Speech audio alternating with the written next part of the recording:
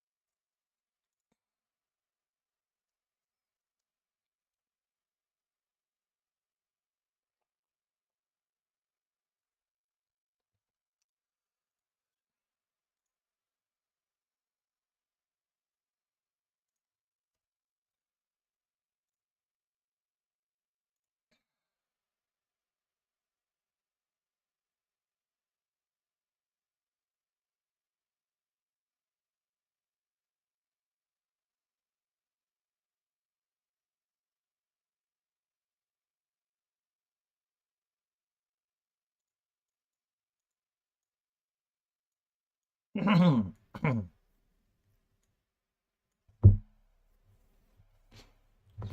have a look at this channel. Let's have a look at this channel.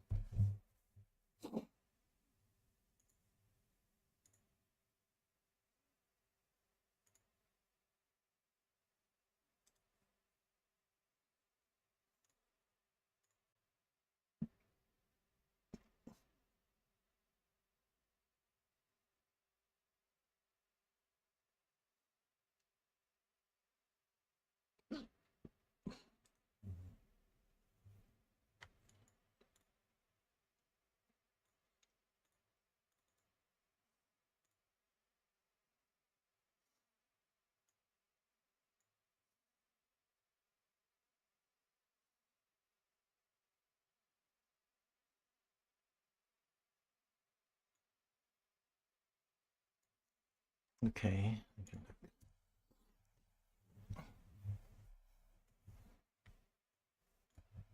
Just try this.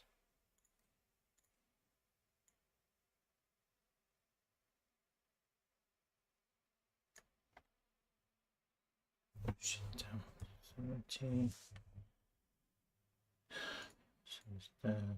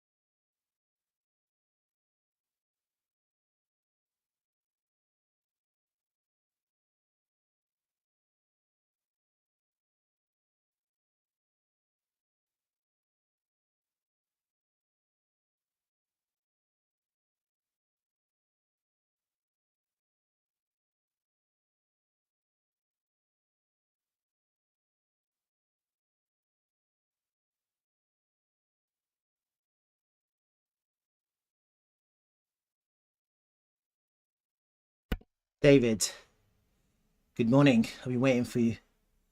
Right, I had a lot of people join and then leave, so it's probably because I wasn't talking, and people are like, "What's going on? What's going on?" But anyway, I'm here now, ready to rock and roll. Okay, so I think my idea is still in play at the moment. I was just kind of messing about with it a little bit to see how it could play out. And it's obviously not going to go down. We're obviously not going to go down in a straight line. That would be too easy. Can you hear me? Hello, testing, testing. 1, 2, 3. I'm talking. Can you hear me?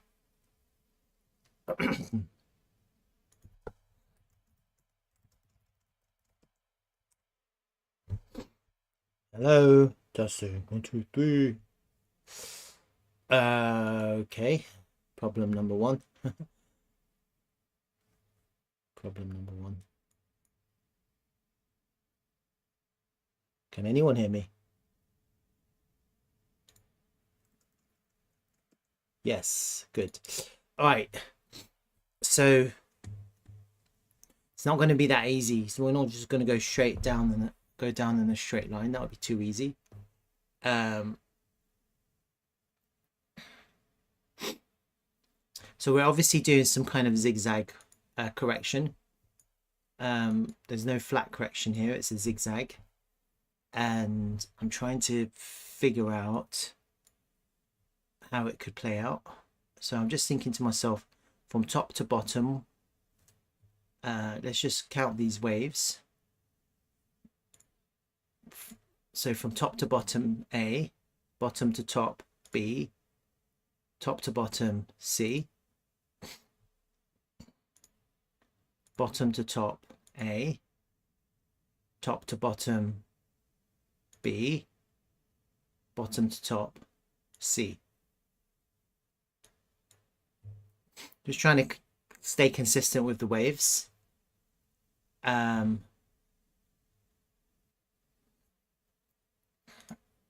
So just following that consistency, top to bottom,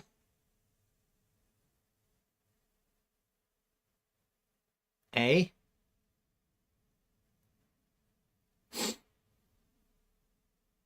now this is the question. How does this correct? So there's only 2 options here, I think.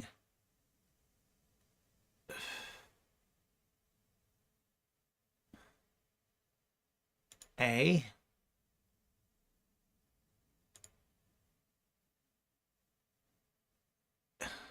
I don't know.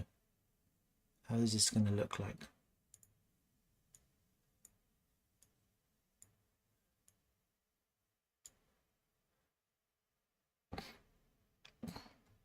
Or you'd have to do this. You literally would have to do this. This is what you'd have to do. Inverse head and shoulders, like that.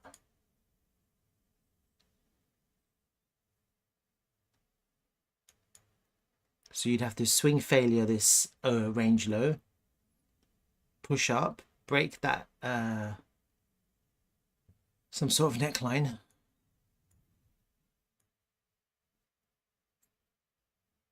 and create some kind of inverse head and shoulders pattern here for the next impulse, or for the beginning, which is there. Or we break down. We have an SFP, which is only really a nice long opportunity for scalpers, and then it just another push down. Now this one we don't know. This one we don't know how it would be. A 1-to-1 would make sense, but I don't know. I can't tell. So I'm kind of thinking there's 2 options here to complete based on the way I've counted, which is from top to bottom, bottom to top, top to bottom, bottom to top, top to bottom, bottom to top, top to bottom, bottom to top, top to bottom. So I'm expecting another bottom to top to bottom. One more kind of corrective ABC to get to where we're going.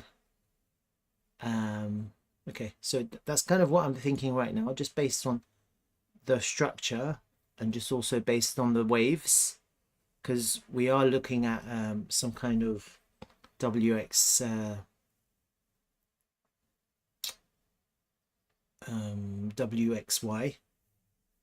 ABC, ABC, ABC. So based on that idea, I'm thinking we might be able to do some kind of fib time actually as well.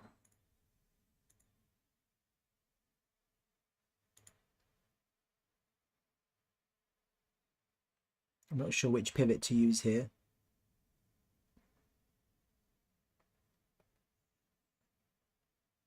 I'm not sure which pivot to use because there's three, maybe the middle one.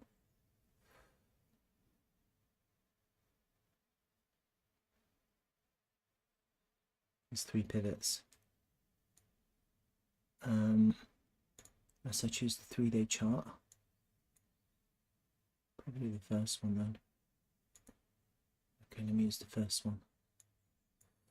So let me just get rid of these ABCs now because we don't need them, because it's pretty clear what I was trying to explain.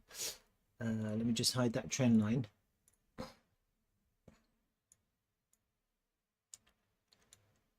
Based on this, actually it's quite interesting because you can do a 1-to-1 on this as well.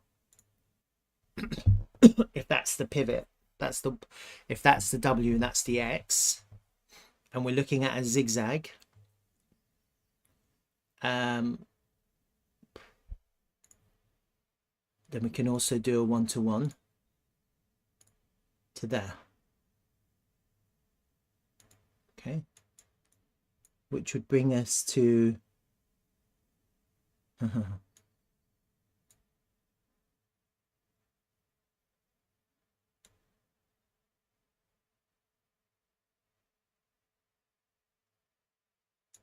one-to-one would bring us to here, just underneath the range low.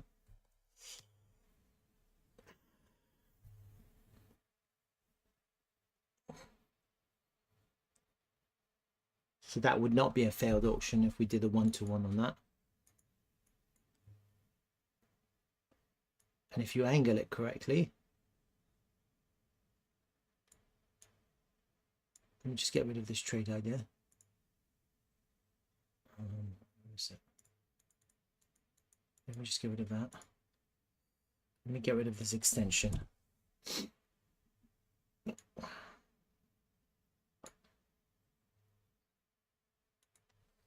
Just get rid of these now. So kind of this is our target. This red line is our wave 3 trend line. Yeah, see that? This is just a channel, but it's really a trend line. So it's a wave 3 trend line. You'd expect that trend line to hold. You wouldn't expect to lose the trend line. Okay, and based on my WXY idea with multiple ABCs completing a zigzag, if these are the two pivots, ABC, ABC, ABC,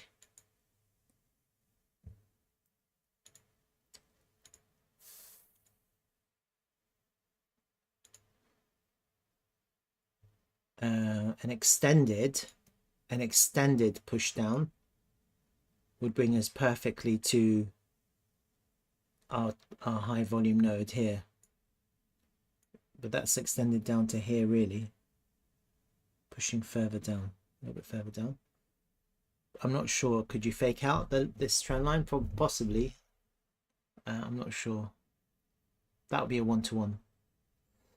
I imagine 1-to-1s are going to be too easy. I'm thinking a 1-to-1 is going to be way too easy, because I think at the lows people are going to get extremely bearish, especially if we lose the range low. and so you'll probably get a little bit, a bit of a push down into the extension.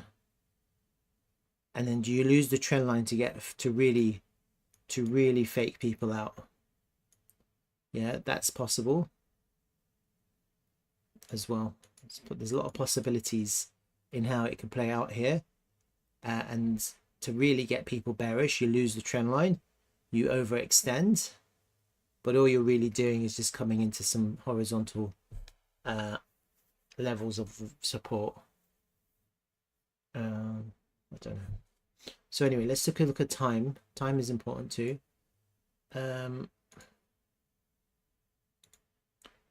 Okay, which pivot do I take? Again, it's quite subjective.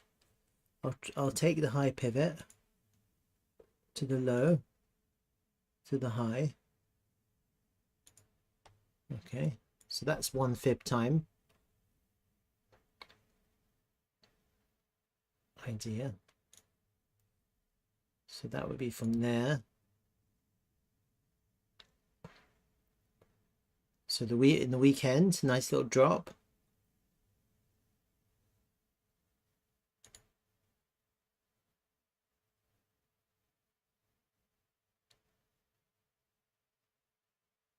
I'm not sure.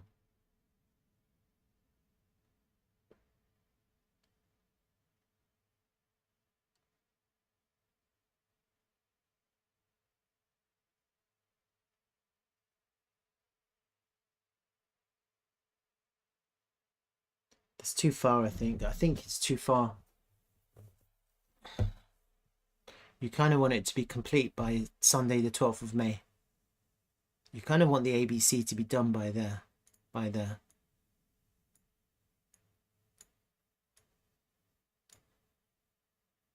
That would be perfect. Right there.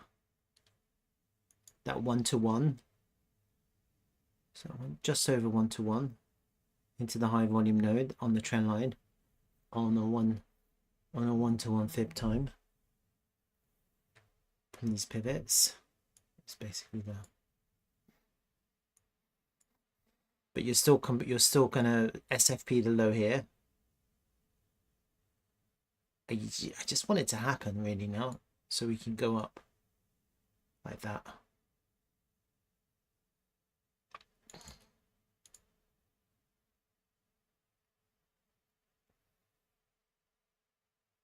Something like that. I don't know. If the fib time moves across, kind of come up. Let's do it on the latest. Let's do it on the latest. Slightly higher. Tuesday, Sunday. I think Sunday makes more sense actually. Maybe doing it by days is too accurate. Maybe we need to do it by 3 days. Same pivots.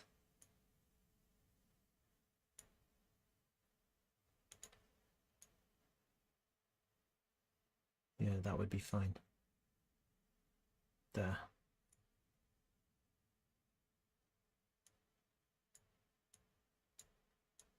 Something like that. Basically what you're trying to do here on a slightly lower time frame is actually we are trying to create some kind of ABC to complete this last zigzag, and then we don't really know where this is going to land. Okay, but I am in my mind, I'm just thinking if this is correct, then it would make sense to come sometime. I don't really like this the last one actually. I prefer earlier.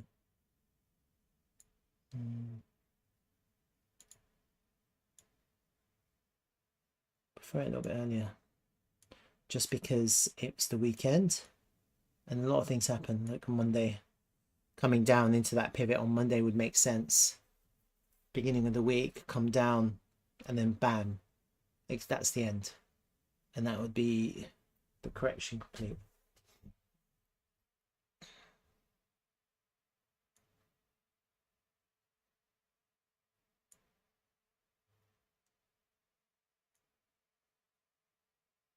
This obviously doesn't have to go all the way down. It could just do that as well.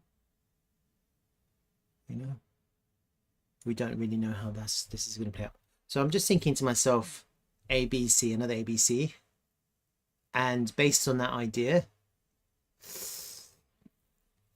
let me just hide that now. W, ABC, last right, this.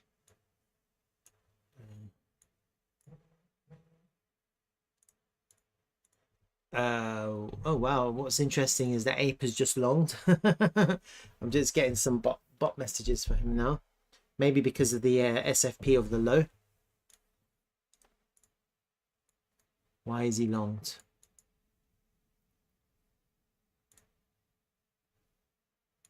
He's longing everything. Shit. Getting all the notifications. I'll send them to you now. He's longing BTC, ETH, Doge, and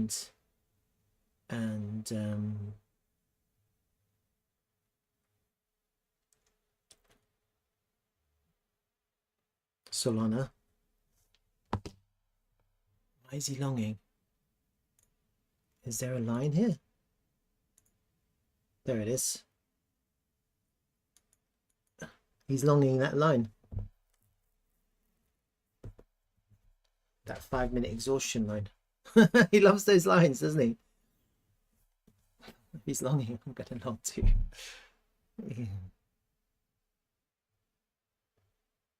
Or at the very least, I'm gonna close my shorts. What's Slurf looking like? Yeah, Slurf is into a daily level, huh? So it could be, this could be the end of that first wave correction, the A.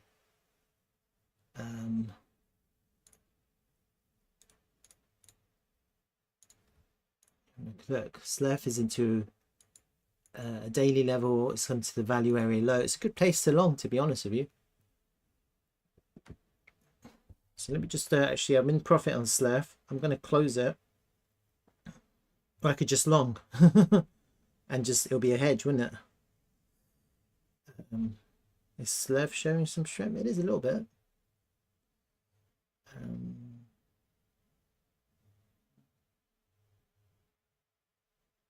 Now I'm just going to take my profit. Trade. We get it. I don't like taking profit.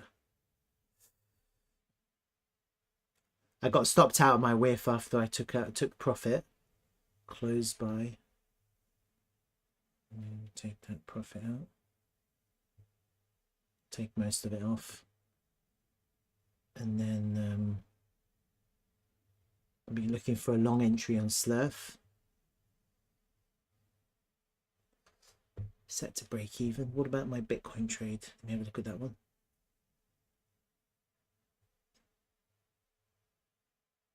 I've already taken profit on that. On my Bitcoin short, I already took profit on that. That's fine.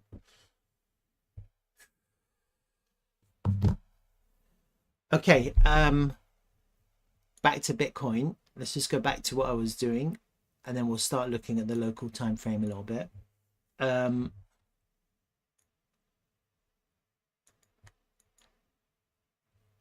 Like that.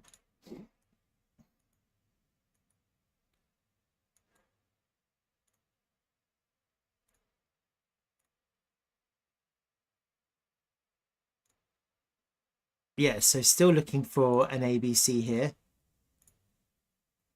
That's kind of, that would make sense. Some kind of ABC here. And it, you know, it might be anything really. No one really knows how this is going to play out. But that would make sense. And it can be quite a flat ABC here. Like the B can be quite flat. It just has to go and make a high before it takes another dive, a nose dive down to our area of interest. Let me just do this. Let me just hone in these fib times.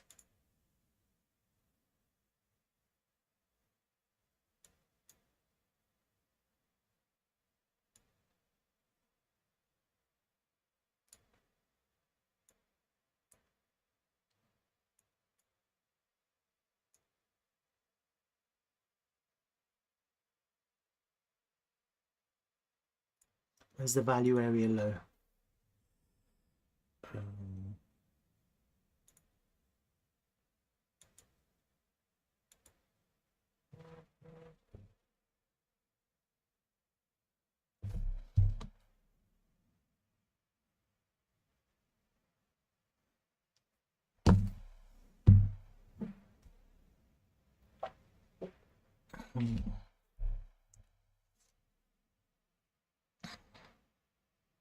One more attack at the point of control. or the golden pocket. I don't know. I have to have a look at that. All right. So potentially I'm still looking for some kind of corrective move down to this area of interest lower down. The question I think for me, and the most important question for me, is what happens at the range low. Okay, this is really important. No one really knows what's going to happen until it happens. No one can predict the future. No one can pretend to know what's going to happen at the range low. Okay, we've had 3 attempts at the range low with massive liquidations, and we haven't been able to breach the range low.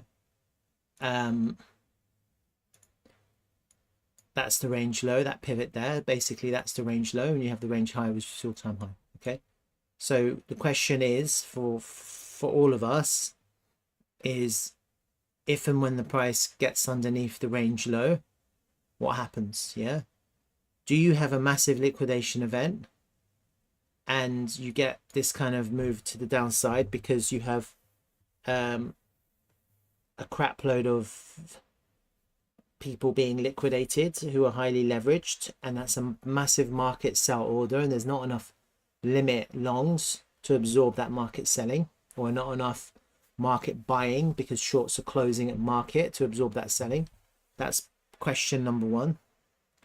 Or do we have a nice reaction with increasing volume and you have a really good swing failure off the lows? That's number 1. That's like the first kind of question that needs to be answered. We won't know until it happens, and we have to look at the order flow to see the market orders and the reaction. And then if it's a weak reaction, how far down do we go? Yeah, because we have this really important high volume node, so the overall range on the volume profile, and I can't imagine that high volume node is not going to resist the support the price. It hasn't been touched yet. These volume nodes are very important. They're like points of control. They're almost as good as points of control.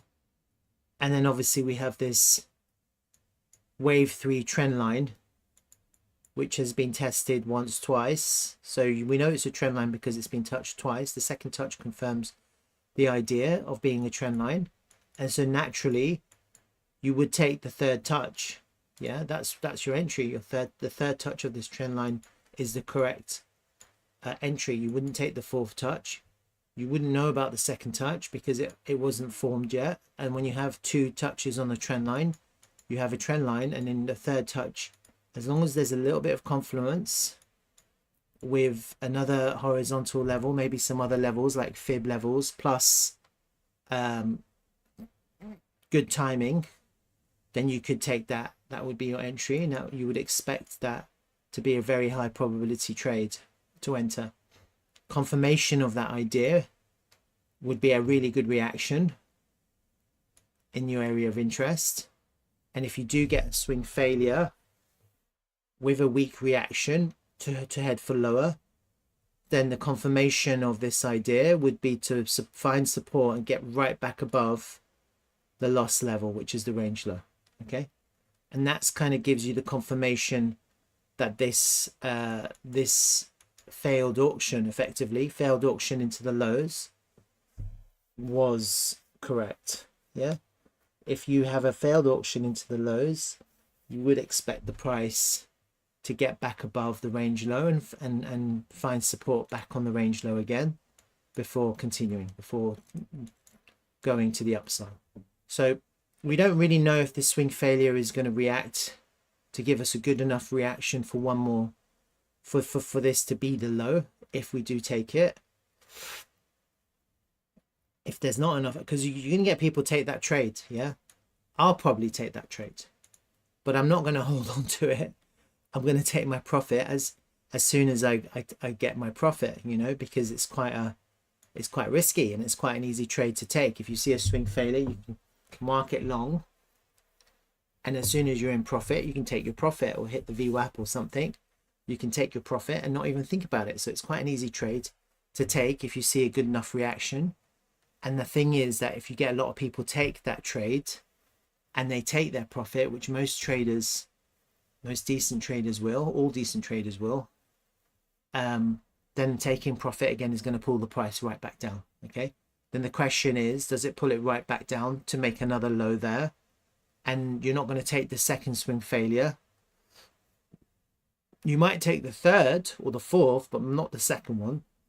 You'd have to wait, because this is a major level and you wouldn't take this. You'd have to wait then. You'll have to wait to see what happens.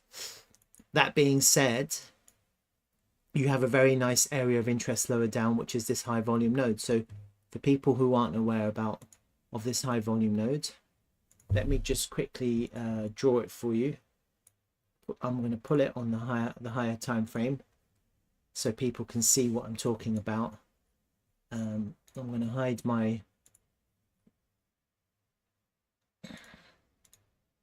and I'm going to hide all of these.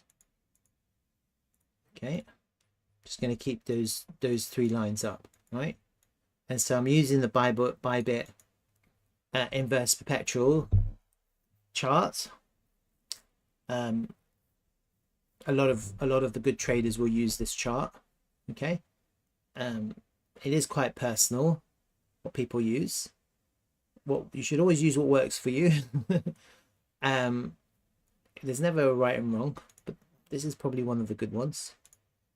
And if you do an overall range pool on the overall volume on Bybit, yeah, right from the beginning of when this chart began on Bybit back in November 18 or wherever it was, yeah, to the current time frame, you can see the volume profile, and you can see that we have a really nice juicy high volume node here. See that? And I've marked it out. It's not an exact line, it's a small area. And then you've obviously got the value area high, which is also another high volume node. And then you've got the point of control, which is all the way down here at 9,000 whatever. Okay, that's why that's important, because you have a lot of volume at that node right there, and we've crossed it. We haven't actually come back to test it. You know, when you look at the profile, you can see that it reacted for a day, and then the price just went through, and so we haven't actually come back to test it. And that would be expected. It wouldn't be unexpected for the price to be able to do that, to pass a level and then come back to test it. Something like that's quite an important level. And so therefore, I think that's a really important level. And I don't see why the price doesn't react there to get a good reaction. I don't see why that won't happen. So if you coincide that with that trend line that I've got, which is this kind of wave 3 trend line,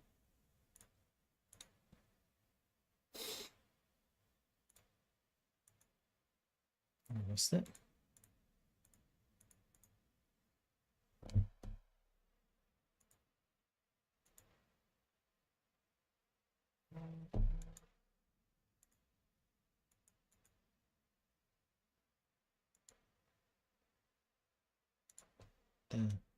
This trend line, I think you've got quite a good high probability setup if we do kind of come into that level, that high volume node with that trend line, after we've had a little bit of a after we lose the range low for a failed auction. And that's kind of what I'm thinking right now. You can't really imagine the price go lower until you lose that high volume node, yeah, because even though people are focused on price, losing volume levels are a lot more a little bit more difficult. Yeah, especially these levels where there's been a lot of volume put at that level. Okay. And the reason why this is so important, I'll explain. Because there are bearish people who shorted at that level. Yeah. And they've been shorting this whole range.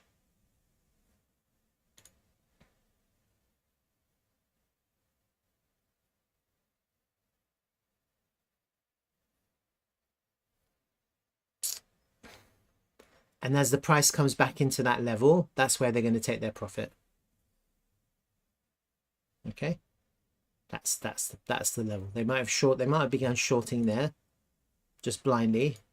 They might have just shorted this whole range, been shorting this whole range without necessarily having a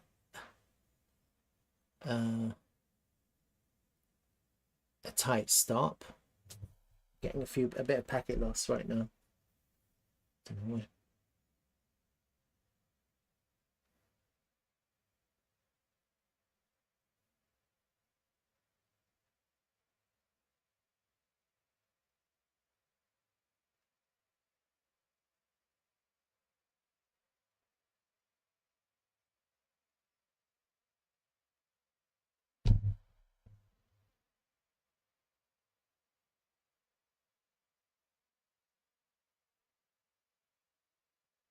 Sorry, they're getting a bit of a packet loss. Yeah, we'll see how it goes. And so naturally that's going to be their place that they take their profit. So you're going to have quite nice buy pressure when the price comes right back into that level. A lot of people who are short with big shorts, they're not going to they're not going to not take profit at that level. That's why it's quite a good place to long, okay, or to look for a reaction. And the other reason why it could be a good place is because if you do swing failure and we lose that level, you're going to get a lot of people closing their longs and shorting. Effectively, they're shorting in the lows, and so you could trap a lot of shorts at the lows if there's quite high volume at the lows.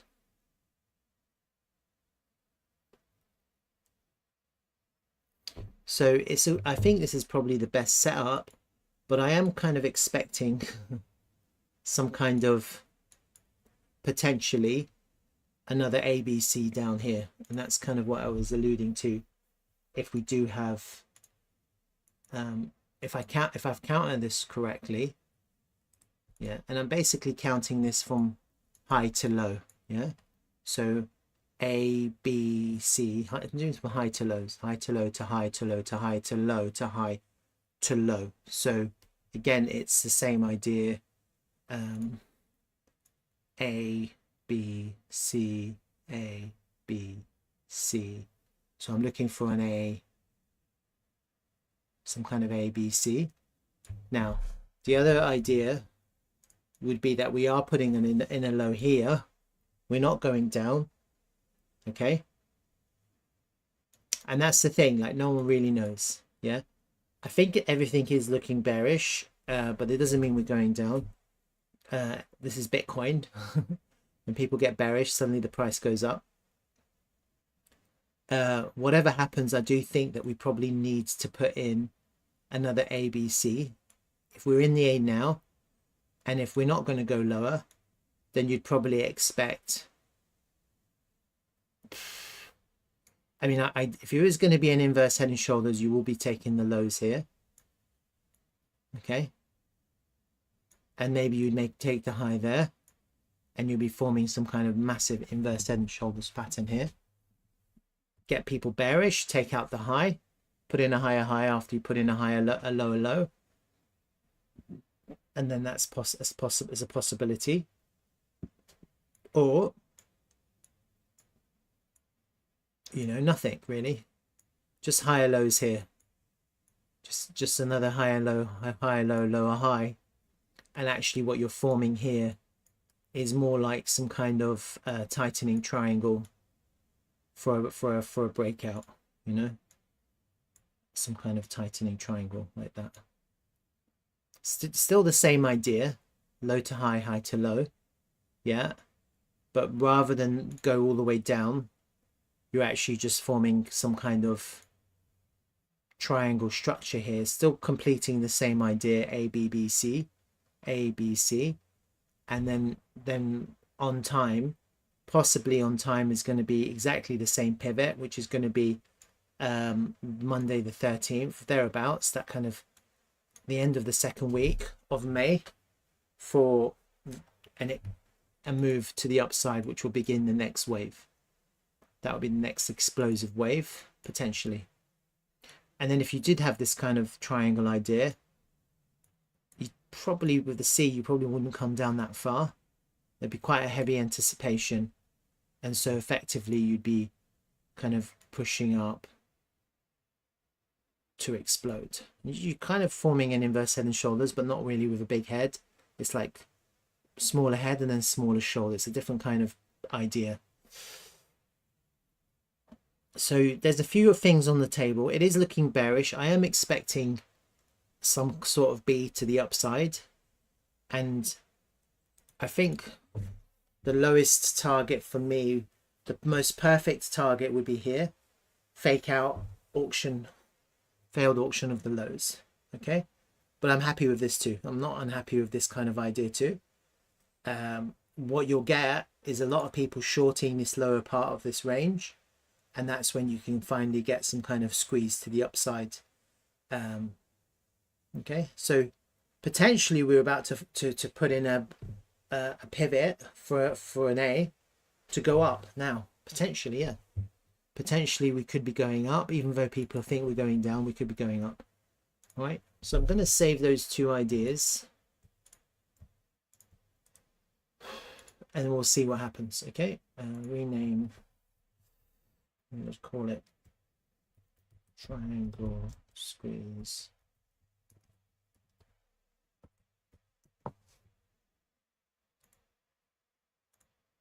Okay.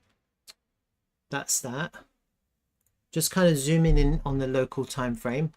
Okay, we're back above this pivot from the low from yesterday. So it's not, I mean, it's weak, but it's not that weak. You can't be that weak if you're coming back above those pivots. Usually when you're making new pivots, if you had continuation, the price will find resistance to go right back down. Yeah. So the fact that we're back above that pivot, we're still in some kind of bearish structure. If you look at the structure, you can clearly see that we're putting in lower highs, we're putting in lower lows. Yeah. So even if you are going to long, you know, you're not necessarily expecting that structure to change. You would be expecting continuation. So you have to be aware of that. But, you know, it is very possible that we squeeze all of these shorts and push right back up. You know, it's very possible that the low of that end of that A is being put in now. It's very possible that we squeeze right back up to try and put in a lower high there for the last leg, which would be the final C correction, which is kind of sometime in the beginning of May, end of the first week or beginning of the second week, sometime in the second week of May. Okay, so I'm not just expecting this to go down.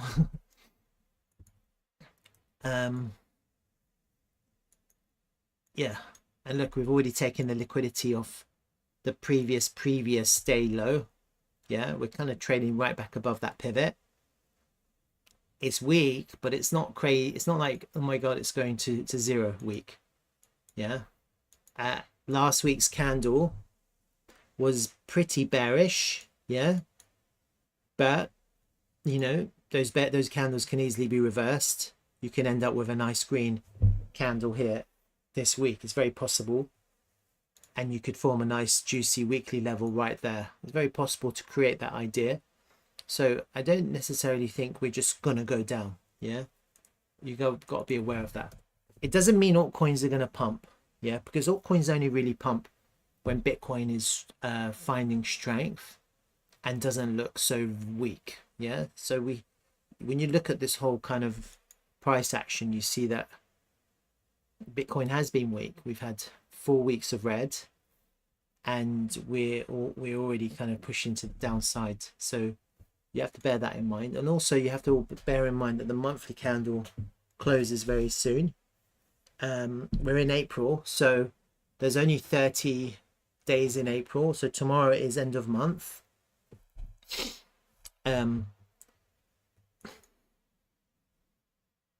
We could see a little push up before we see a push down, before we see a push up. You know, like it could always, the next month is the beginning, is a new candle. So first this candle has to end, then we could see a little push up, and that might happen because usually red candles in the Bitcoin bull market are the ones that people buy, and so you might see a little bit of buy pressure at the end of this red candle.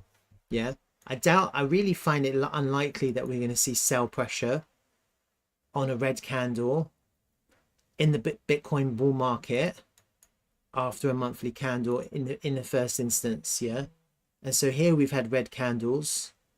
There's one, you see it's followed by green. That's the beginning. That's the only one that was followed by red.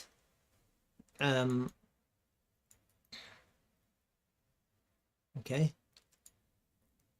and you could get a push up before you get a push down, before you get another push up. You know, you could get, I don't necessarily think it's just going to go down after we end this month tomorrow.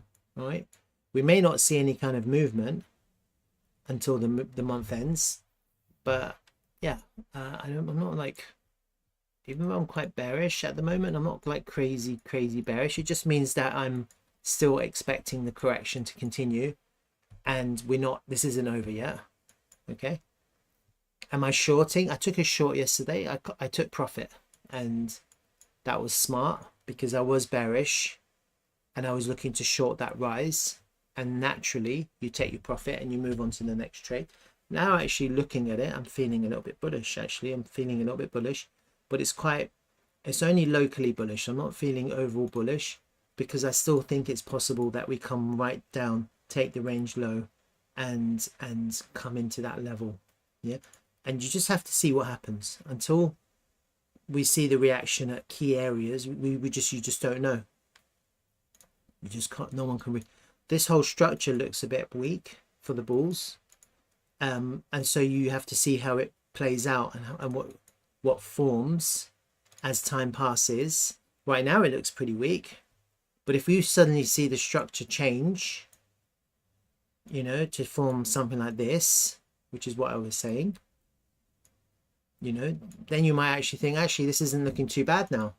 Yeah, this isn't as weak as I thought. This is now actually looking quite good to potentially break out. You see, so right now it's looking pretty miserable. Or if you do go up to go down structurally, then actually that's not too bad. If you created that idea to find a reaction at my area of interest to go up, you know, then actually it doesn't look too bad. It actually starts to look good, because even though right now it's looking quite limp, you know, then it actually looks amazing. It looks pretty. It's like, oh, why didn't I think of that? Why was I so bearish? And so it's hard to see how structure can develop, but just because we've got a lot of reds, I don't really think this is now going to suddenly do this. I think that's very unlikely, and so you wouldn't expect it, you wouldn't plan for that. Right, that's kind of my my thoughts on Bitcoin. I'm welcome to receive any kind of feedback or any other kind of ideas. I have been looking at the Twitter, and I have been looking at other people's kind of ideas about the future. I'm not closed to listening to other people and seeing what other people have to say. I'm not fond of this guy, but I mean, it's interesting because he's saying, what's he saying? Oh, he did say it before he deleted it. Where did he put it?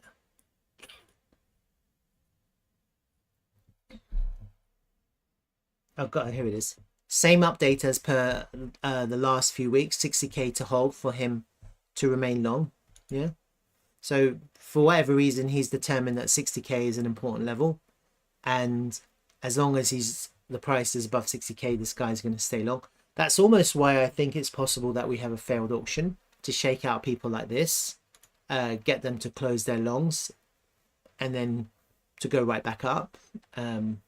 So if he's like, this guy's got quite a big following, quite a lot of people follow this guy, and so if all of these people are thinking the same as this guy, listening to this guy, then it would make perfect sense for the market makers to get them to close all their positions before the price goes up. Yeah, so you have to be aware of these sorts of things. This guy that I like, what's his name again? This guy. I like this guy. He gives some different ideas about the charts. Again, he's got a very similar idea for some kind of failed auction of the lows. I like his idea. He only posted that 2 hours ago. So I talked about this yesterday, so I beat him to the gun. I didn't get my idea of him, but you see he's kind of like copying me. He's not really copying me. I think it's just that when you have lots of people thinking the same thing, then it's very possible that this guy's got quite a big following too. Look, 714k. So he's been at it a while, and he has a very similar idea. Failed auction of the lows, not an SFP. Failed auction of the lows. I'm still not seeing the ABC that I'm thinking of in his idea. And then what he's got some lower levels of interest, but he hasn't actually indicated why, where, when, or how the price would get there. He's just thinking this. So it's something to bear in mind. And then what does he say? He said the FOMC is on Wednesday, is likely to cause the markets to correct before it reverse back up. I don't know. Who knows? Like, it's all speculative. And then who else is interesting? This guy is quite interesting. If anyone doesn't follow him, I like this guy. I think he's one of the smarter people out there. He's a really good trader, actually, if you ever follow him. Again, he's got some similar ideas. This was a few days ago. He's looking for an ABC idea to take the range. He's looking at a swing failure here. I'm thinking more failed auction, but anything can happen, and that's why you have to just wait for the reaction. So if you want to kind of follow some people who actually have some good ideas, this is a guy who always looks at the order flow, and he analyzes the charts quite well. He's got quite a big following as well. Look, 51. You don't ever see his face, so who knows? This guy's a trader, though. You know, like, it's one thing to trade, it's another thing to invest. And what people are trying to do, most people are trying to just look for the best places to buy and hold for the long duration of the bull market. Not many people are trading. Not many people that come and listen to these people or my streams are trading. You know, they're long-term hodlers or long-term buyers. Yeah, the traders aren't really out there. They kind of keep in their small closets doing their own thing. Now this guy, who I follow as well, wherever he is, oh, I don't know, it's 8:31. Is it 8:31?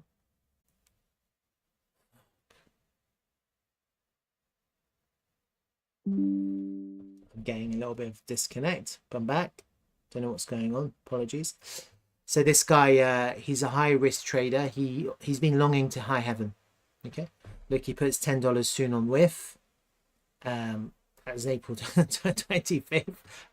Yesterday I was shorting whiff. You just got to be aware that these guys are using very low leverage cross margin. Yeah, see, cross 1x. Yeah, you see that? So don't ever get don't ever get caught into this kind of trading if you don't have extremely low leverage with a large account. You see, he's using cross 4x, cross 4.5x. That means his liquidation point is extremely low. Look, you see here, his ETH liquidation point is at $697. His Bitcoin estimation point, liquidation point is $41,000. And obviously on Solana, he doesn't have one. It's like 0. Yeah. So for these kinds of people, they just long the dips. They probably just keep on buying the dips. Their liquidation point comes up a little bit. They have very, very wide stock market losses, and it's very likely he's using Bybit. Obviously he's using Bybit. It's very likely that he's not going to get stopped out, even if there's a liquidation run by the market makers. Yeah. So just be aware, you can't, it's a different type of trading.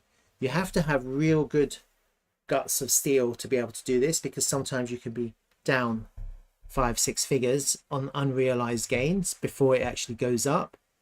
And this isn't for everyone. This kind of trading is not for everyone. I don't recommend it. But you know, in a bull market, people are confident that the market is bullish and people are buying, and therefore they have the confidence to do this kind of low leverage, high risk trading. Basically, that's what it is. You can make a lot of money doing that idea. So in terms of Bitcoin, if people want to accumulate altcoins, they should, because we are in the next 2 weeks coming to the end potentially of the correction. Yeah. And it's always hard to pick a bottom. And so naturally the strategy has to be to dollar cost average in, scale in, and take a chunk out of every red candle. That's basically the best strategy when it comes to accumulating altcoins. TRVL is one of those tokens. Like every time it comes to a good place, you buy a little bit. Yeah. And you're not buying the pumps, you're buying the dips, and you're effectively accumulating the dips. Like yesterday I bought some, and then the market kind of rallied behind me or whoever. It looked good. It was right there. It looked like it was holding a higher low, right at the value area low of this range. So I bought some, okay? And some other people bought some. Obviously now we're getting a little bit of a pullback. Again, it's still a good place. I mean, nothing's really changed. It's still a good place to buy some, but you just don't know when the bottom's going to land. So you just have to keep on dollar costing, averaging in, and having a longer term strategy for accumulation. No one's going to be able to pick the bottom here. Yeah, no one really knows how far this is going to come down. Good morning, Tim the Chim. Good morning, Vinoff Gaming. Attach analysis if you have the time, please. Which analysis do you want me to attach? The Bitcoin one? Which one? Just tell me which one and I'll attach it. No one really knows. Yeah. As far as I can tell, we are coming to the end, but it's all connected to Bitcoin. Whether you catch it here or here or here, I mean, if you're going to be really, you're going to be like a superhero if you're able to pick the exact bottom. And this kind of token is quite a low liquid token. The volume has been increasing over the last few months, but the liquidity is still quite low. And so yesterday on Twitter, I actually posted something, and I just wanted to show you on Bybit yesterday. This image is quite small. I don't know if you can see it clearly, but you see when you look at the order book on Bybit, look, there's a gap between 0.062990 and 0.071998. Massive gap. Yeah. And you see you only needed to buy less than 10,000 tokens before you reach the gap in liquidity, a liquidity gap. Yeah. So what I'm seeing is that a lot of people are hodling. They're buying and they're hodling, and so the exchanges are becoming very illiquid. Yeah, People are buying and they're hodling, and so there's slowly but surely the liquidity is diminishing on these exchanges unless people sell. Whenever people come to buy, they're gonna end up buying higher. Yeah, and so gaps like that are going to cause this token to rocket, because people will then, when the market turns and it starts to go up again, people will start buying their tokens when the prices start going up, but actually they end up buying much higher. And so actually the opportunity to buy is now, yeah, for all of these tokens, not just this token, but all of these kind of small micro cap tokens. It's going to be much more difficult to fill your bags when Bitcoin finally finds its strength, and when the price of all altcoins start to go up again. It's going to be much more difficult. It's actually better to have a strategy to dollar cost average in when you're seeing corrections, in a bull market. Yeah, we are in a bull market, we're not in a bear market. If there's a bear market, I would say no. Yeah, in the bear market, totally different strategy. In a bear market, you're buying into weakness if you dollar cost average in. In a bull market, you're buying into you're dollar costing averaging into the corrections for continuation. Yeah, so it's a very different idea, buying dollar cost averaging into the dips of a bull market than trying to catch the bottom of a bear market. Okay, and that's all you're effectively doing. I think it's a lot safer for people to have a strategy to dollar cost average in when the price is correcting in a low liquid environment, than to try and then just say, oh, I've got all this value, it's on the side, I'm just gonna wait for the market to hit the floor and then buy. Because you might buy and you might have a lot of value, but you might end up buying much higher because of the illiquid nature of these micro cap, this small, they're all quite illiquid. Yeah, I've been looking at TRVL, but I've been looking at some of these other tokens, yeah, which have higher market caps, like QuantX. It's extremely illiquid. It's not, none of these, even if they got higher market caps, they're not very liquid. You know, it's not easy to buy a large amount without moving the price. Yeah, so they're all quite illiquid. A lot of these altcoins are quite illiquid. You think they're not, but they are. Yeah, they might have high volume, but they're still quite illiquid. And when you look at the order books, when I look at the order books, I was looking at WIF. If I wanted to buy a big position, it'd be very difficult to do it without moving the price. Yeah, and so when you're trying to build a big position, you're going to have to either market buy and allow the price to go up 5% or whatever, or you're going to have to scale in as the price descends, ladder in, and dollar cost average in. It's really the only way. And I think a lot of big whales, that's how they would approach it. They wouldn't just wait for a pico bottom and hope and then push the price up. What they'll actually be doing is looking at the overall ranges, and then at good places they'll be looking to dollar cost average in. Some people strategize using red candles, whether it's the daily time frame or the weekly time frame or even higher. It doesn't really matter. Okay, I think nothing's really changed when it comes to this token. What's interesting about TRVL, I was looking at Twitter yesterday. I sometimes search for TRVL because I like to retweet stuff, people's stuff, just to kind of raise awareness. And look, Soul Travel Token, look at that shit. Soul Travel Token. What's Soul Travel Token? Yeah, what is this Soul Travel Token? What is this shit? Soul Travel. Look, the good whale airdrop is open. Solana Soul Travel TRVL. Yeah, so I don't know if that's quite a good sign, isn't it? You know, airdrop is open, TRVL. Basically, you've got a new project, brand new, only launched this month in April, a couple of weeks ago. Look, TRVL pre-sale is live. Send Solana to this minimum pre-sale LP airdrop. I don't know if it's a meme or real or whatever. They're using our ticker. What the fuck? I guess it's a good thing, huh? Someone has actually looked at Dtravel and TRVL and gone, wait a minute, that's a really good idea. I'm just going to copy it, try and scam people. All this Solana crowd are going to scam them. Yeah, looks a bit like a scam to me. Here's the white paper. Travel positions itself as a trailblazer in the travel industry by integrating crypto, whatever. They can't even do a proper grammar check. What is this? Abstract. What is this? Challenges. Like an idea. It's like literally an idea on the back of Solana meme coins.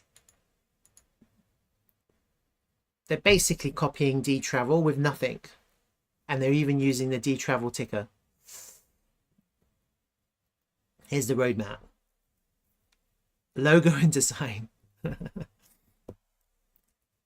Token creation, pre-sale. So there's nothing really. DEX launched on Radium. Launch of the sole travel.info platform with hotel and flight booking services. So actually it's not a competitor of Dtravel per se. It's probably more of a competitor of Travala and Ava. But it's just literally nothing. They have literally testing AI. What the hell?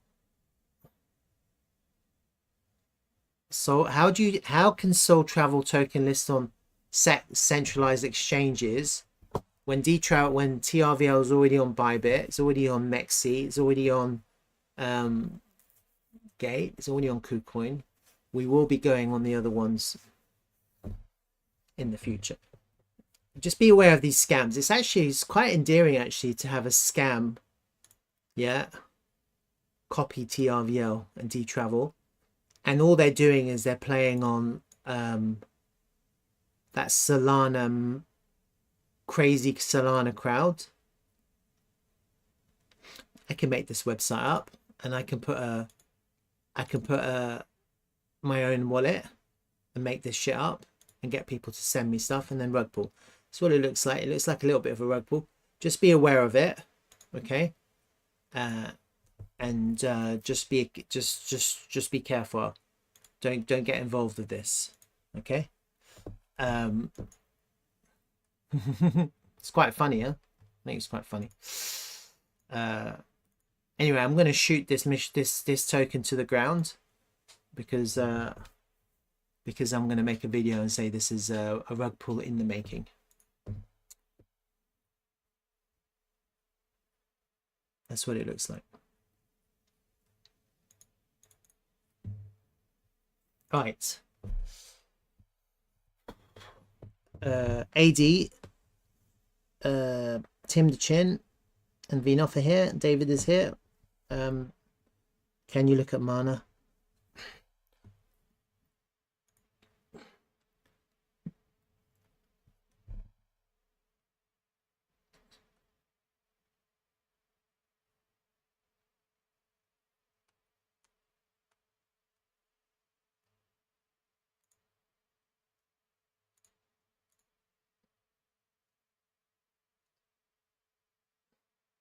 That's Marvin. That's Marvin.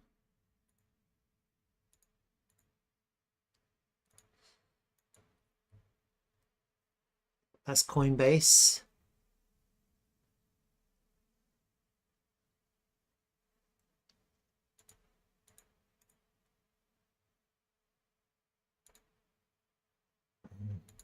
Okay. This is the one, right? Mana. I think for most people, just do a volume range pool. You see the price is rejected off the point of control on the monthly time frame. That's your big resistance right now. It's a very big resistance because you also have now a fresh monthly level right there. As long as this monthly candle ends red. Okay. Basically what happened here is the price came into this monthly level and it was sold into, yeah. So you see that it went sold into, it couldn't get above the point of control, and you basically had a little bit of a bearish doji in the highs of that range, of that kind of move up from the lows. It's basically what's happened. It looks like on the monthly time frame you could be forming some kind of bottoming pattern. It looks like it could be some kind of inverse head and shoulders. Who knows? No one really knows, but it looks like it could be. And I think for most people, if they're interested in accumulating this token and they're bullish, then you know we are in the range lows. Yeah, if this is the whole range, we are in the lows.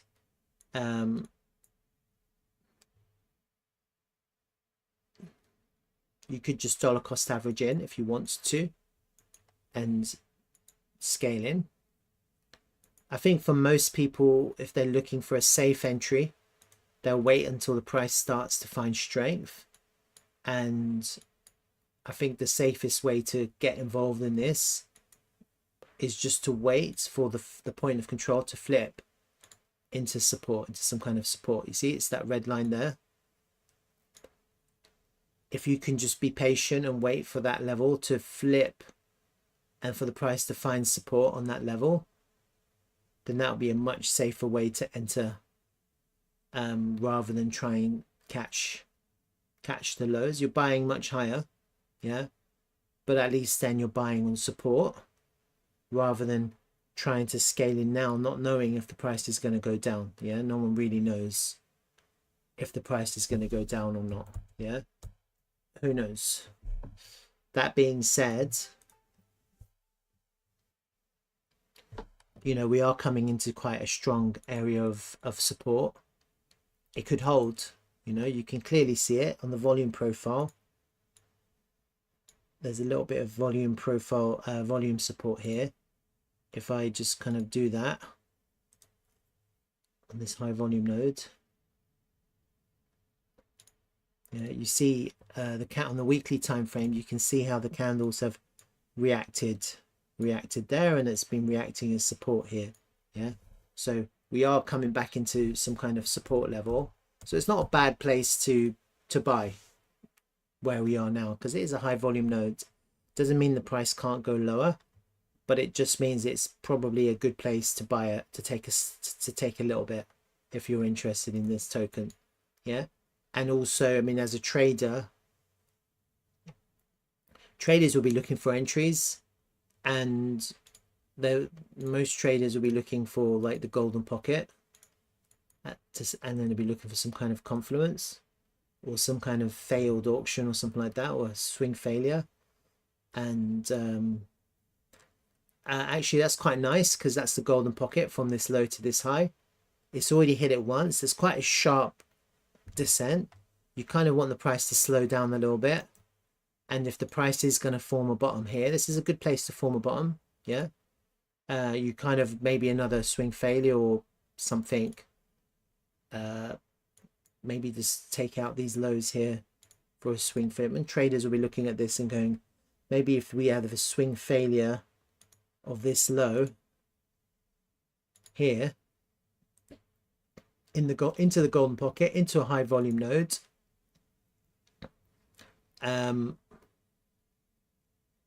you could probably take that trade. You get, if you see a swing failure, see a little bit of a reaction, that could be a swing trade. Yeah, it's at the right place because you're in the golden pocket, high volume nodes. Where was the high volume node? It's there. I think there's a monthly level there as well, isn't there? No. We're at the monthly level now. Okay. So maybe next month, you could probably wait for the next month to push down and to take that trade, potentially, if you're looking to trade that.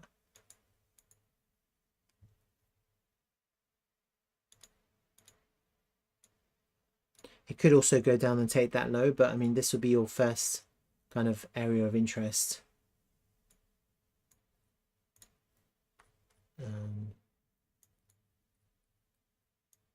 get a reaction.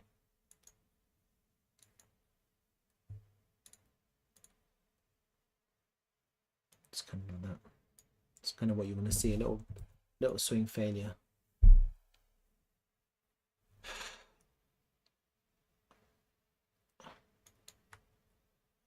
Otherwise, if you're looking to just, if you're not sure, then just wait for that point of control to flip back as support.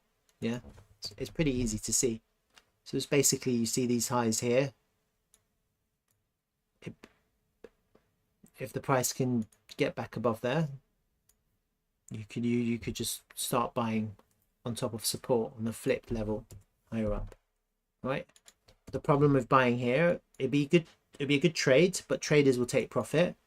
The problem with buying here on spot, if you don't have a dollar cost averaging strategy, then you could the price could also end up going down, and that's the problem with just buying spot.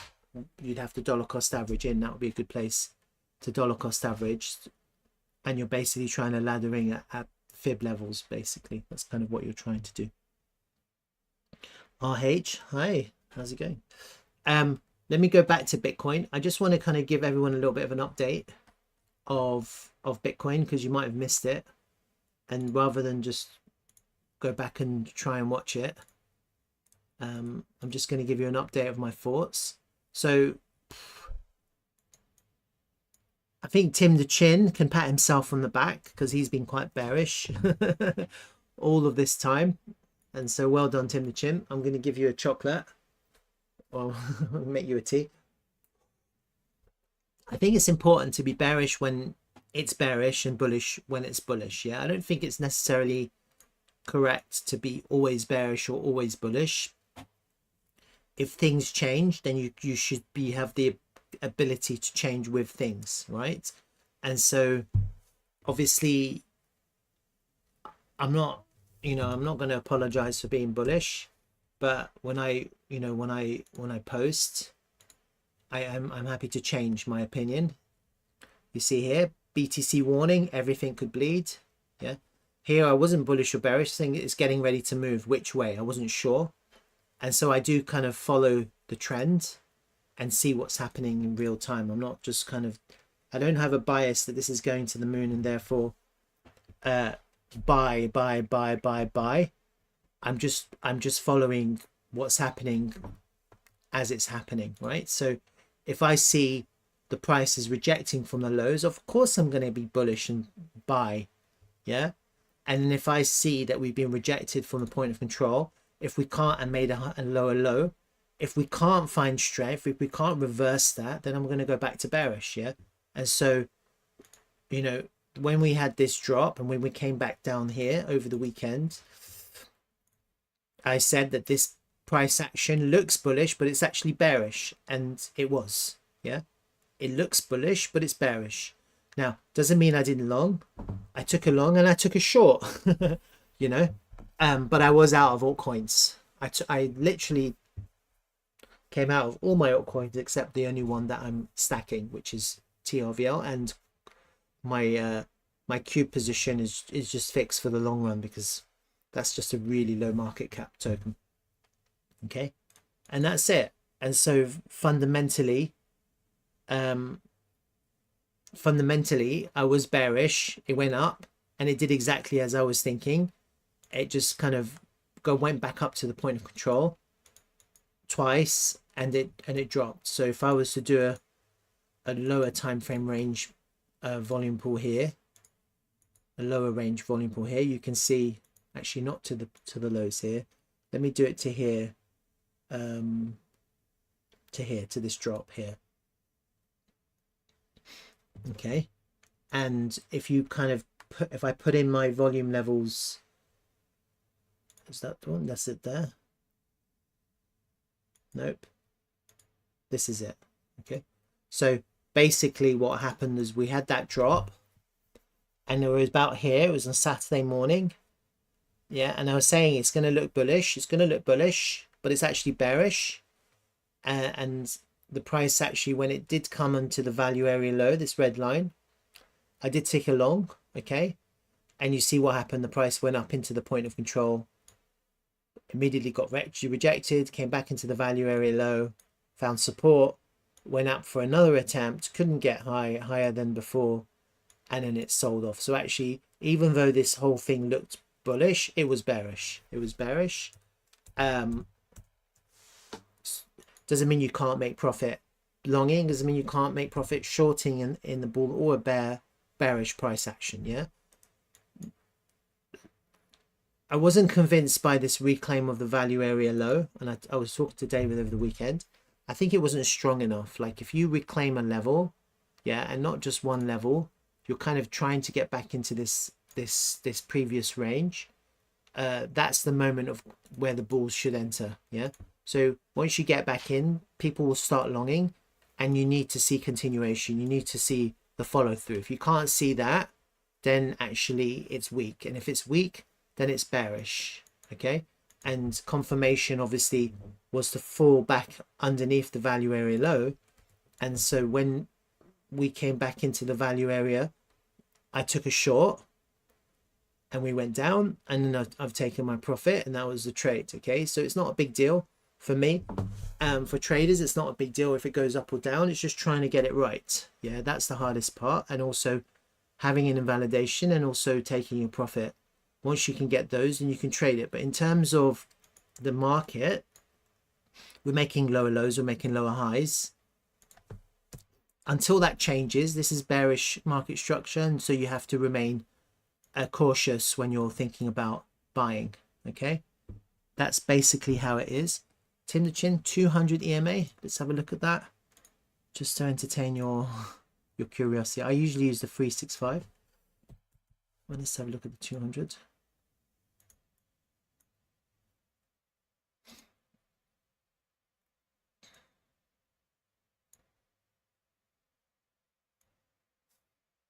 Yeah, I mean, a lot of these EMAs kind of play a role. I think Tim the Chim loves his 200. I can't see how you can trade it. It's not that obvious, but I can see that it is offering some kind of support and resistance in historic price action. It's not obvious how you can trade it though, because if it was above, you'd be longing, but actually it went down. So it's a tricky one. Okay, he's saying that the MA, the 100 moving average on the daily will get broke. You could forget about the bull market. So if you go to the daily time frame, that's the 200. Where's the 100? Simple moving average.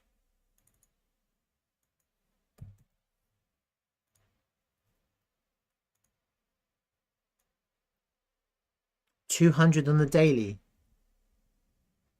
So I've got this blue one, there's a 200 EMA.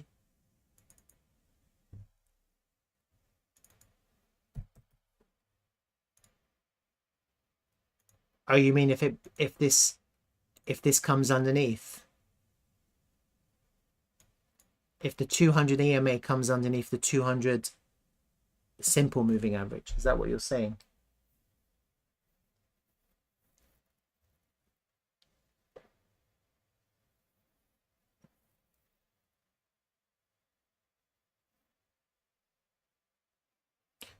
Anyway, yes, okay, so we'll keep an eye on that. Let me know. Yeah, I'm not going to be always, obviously you're keeping an eye on this. Yeah, so I don't need to look at this because you're looking at this, but if it happens, don't let us know. All right,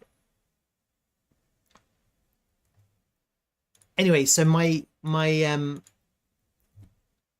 right now what I'm thinking is what I was explaining to David earlier on. Maybe you missed it, but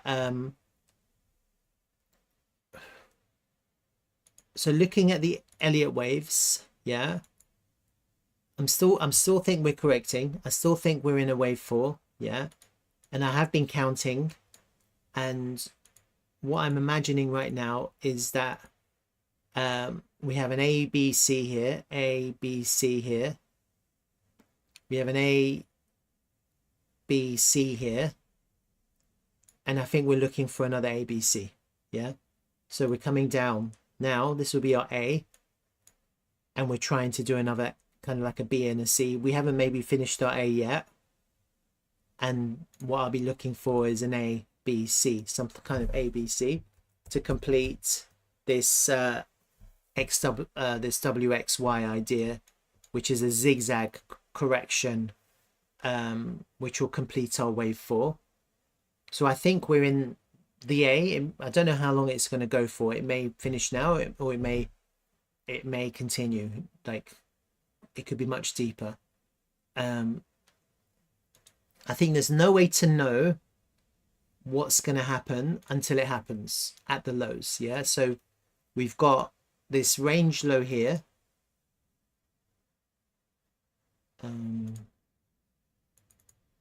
That's your range low, which is basically this pivot, and you have your all-time high. And until we take the low there, there's no way to know if we're going to get the bullish reaction that's going to cause the price to explode, or we're going to just get a weak reaction where the price is actually looking to go right back down, or even just if the price just doesn't react and it just goes down. So until the price goes down underneath that range low, there's no way to know what's going to happen. If there's a liquidation event, I think it's quite unlikely there'll be a liquidation event, but if there is, and there's not enough limit orders to buy, then you will see no reaction and the price will just go down. If what I expect is like a swing failure and traders will just take that trade and quickly take their profit, it's quite an easy trade. If you see a swing failure, then you might get a little reaction, but actually because the traders are taking their profit, it will just come right back down. It'll be like a weak swing failure, and so that's probably the most likely situation if the reaction isn't strong. And then if we get into that situation, I'm looking to see if we get some kind of failed auction, which will come into this high volume node of the overall range. It's quite an important volume level. Yeah, I don't think the price is just going to walk through that level. I think it's very unlikely that the price is just going to go through that level, very unlikely. And that will coincide with this bull market trend line, which corresponds to this pivot here and this pivot here. So this is your kind of your wave 3 pivots, 1, 2, and then I'll probably be thinking about the price coming back to test that trend line for the 3rd time. If you get confluence with some horizontal line like a major volume level, after you see a lot of volume coming into this area, where basically you've got people shorting, you get a lot of people shorting into the lows, it's creating a setup for a massive short squeeze, because you're going to get a lot of shorts trapped at the lows if the price goes back up. We'll only know if this happens, and if the price can come back above that range low and reclaim it as a support level. Yeah, then you're going to get all of these shorts that coming into the lows suddenly getting squeezed, and then that's going to be basically the bottom. Effectively, that's what the bottom would look like. It'd be something like that, and you just have to monitor it to see what happens at that area of interest. Will the EMA come up to that point by that time? I doubt it, Tim. The EMA it's kind of rounding. Don't know. It's not really going like up, is it? It's kind of rounding down. I don't know if we're going to get a test on the EMA. He reckons, Tim the Chin reckons it's going to be back tested. I don't know. While he's saying, while charts of absolute vaporware like memes look amazing, it's hilarious and sad at the same time. Always been reassessing your underlying assumptions. What the market wants is the truth. So right now, what I'm thinking is either we get a failed auction here. Yeah, I'm not thinking swing failure. I'm thinking failed auction. I think we need to get people extremely bearish, and that requires a lot of shorting in the lows, right? We're not seeing, we're seeing a lot of shorting in the range, but not in the lows yet. That's what we need. So we kind of have to lose the range low, let people short it, okay? And then the other thing that I'm thinking to myself is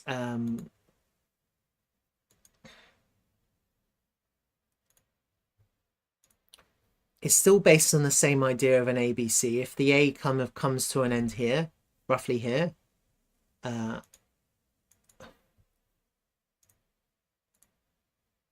of the golden pocket. You see we're in the golden pocket now of this extent of this retracement. So it's actually a good place for the A to complete. We have another retracement, and that will be your B completion. And then we have like another kind of like a little bit of a triangle formation here, like a triangle wedge something, and you just have your ABC here right now, yeah, and that completes your and you're creating a structure which can squeeze to the upside, yeah, and that's kind of what I'm thinking. So if we don't go down, then what we're actually going to be doing here is going sideways in this lower part of the range. People will still be bearish because they'll be making lower highs and they'll be thinking, okay, this is going to go down. This is creating some kind of, people think like that, it's creating some kind of flag to go down, but actually it goes up. It goes up because I'm counting the waves and correction is complete, yeah. Once you do your ABC here, I'm not imagining the price to then go down, I'm imagining it to go up, yeah. So then, whereas before, ideally you want it to come back down here and test this trend line and come into this high volume node and get people really bearish. Alternatively, if we just go sideways, you'll be looking something like that, yeah, where you have an ABC like that, okay, and that's your XYZ. And I'm looking for it to end on fib time roughly at the beginning of the 3rd week of May. So for the next 2 weeks, either we kind of chop around, and then mid-May we finally find the bottom somewhere.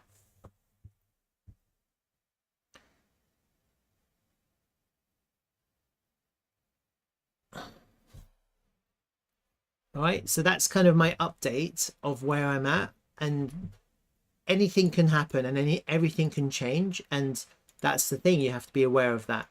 I'm not a permabull. I'm happy to short, I'm happy to be bearish if the chart starts to become bearish. I think while we're in the range, and we start losing the range, then we have to look at the options, okay? And right now what we're doing is contemplating options for a completion of this correction. It's definitely looking like it's a zigzag, okay, some kind of zigzag. The question is, where does it end? That's really the question. That would be this would make more sense because you're looking at some kind of nice zigzag coming down here on fib time, yeah. But then in that case I'm still expecting a B and a C, yeah. So then I would be expecting the price to go up before it comes back down, yeah. So maybe this is actually a really good place to long. I might be thinking about longing today. Let's see. The FOMC is on Wednesday. Just be aware of that. Maybe that's going to cause the price to go up, only to drop at the weekend. And next week it gets bearish. Maybe something happens. Who knows? All right, so that's kind of my Bitcoin ideas. And obviously we have Tim the Chin thinks that we're going to come back to these EMAs. It would look really bearish if we did that because we're losing this trend line, yeah. And I don't really think it's a good idea to lose that trend line. I really don't. And I don't think it's a good idea to lose this high volume node as a support level either. So potentially we might miss it. We might front run these EMAs, the EMA 200 and this other one, but we'll see. Who knows? You want me to have a look at WIF quickly?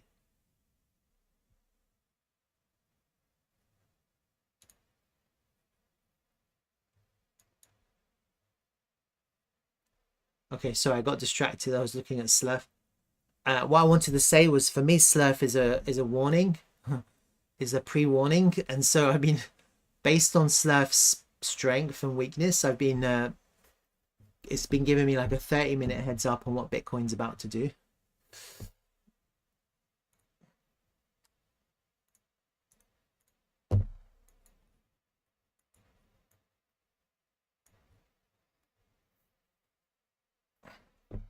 Some guy bought with at, what was the value?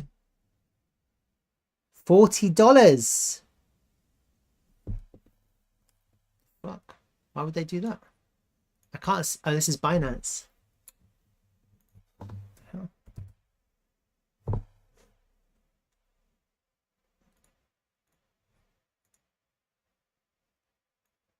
I can't see it. Is it on spot or on the perpetual contract?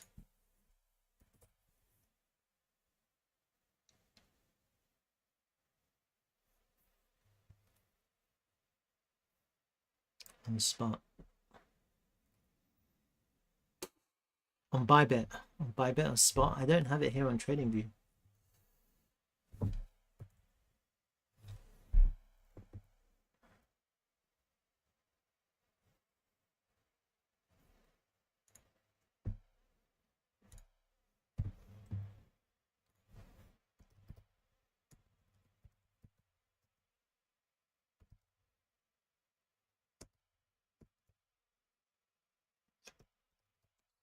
Okay.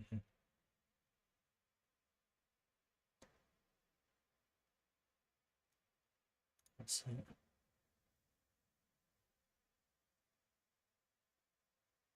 Oh yeah, there it is.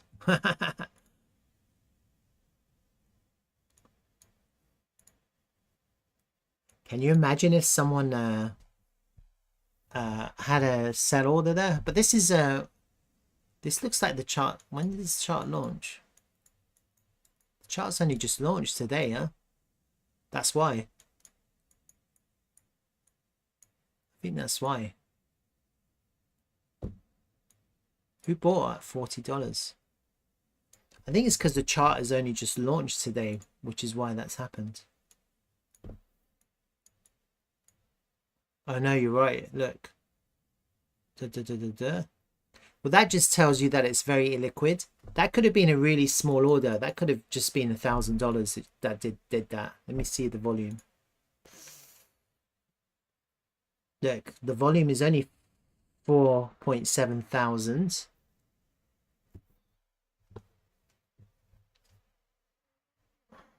What's that?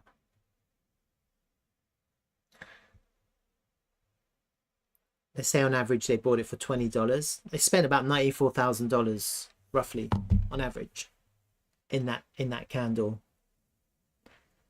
So someone just wanted to buy at market. Someone just bought a bunch of token at market. That's what happened. Not really crazy volume, huh?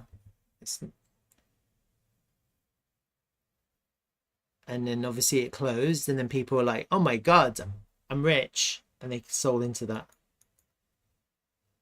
So if they bought, they like 10x their value. How much? That's quite a low volume drop as well. There's a lot more here. And here the volume's increasing here at the lows. See that? Yeah, whatever. Stupid. And I think that's the problem. Like Tim is talking about the volume with the liquidity. A lot of these high volume tokens have really low liquidity.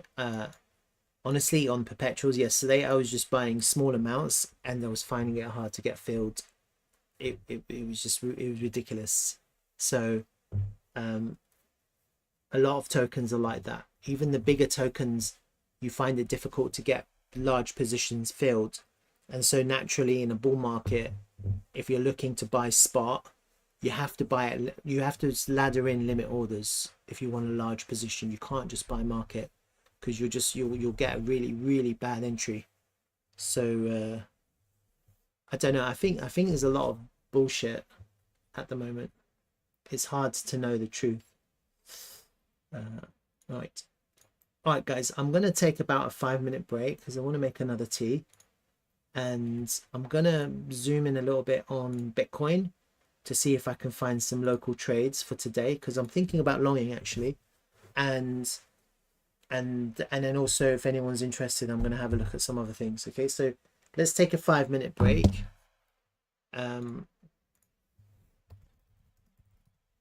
And then we'll have it. We'll come back and we'll have another look at some stuff.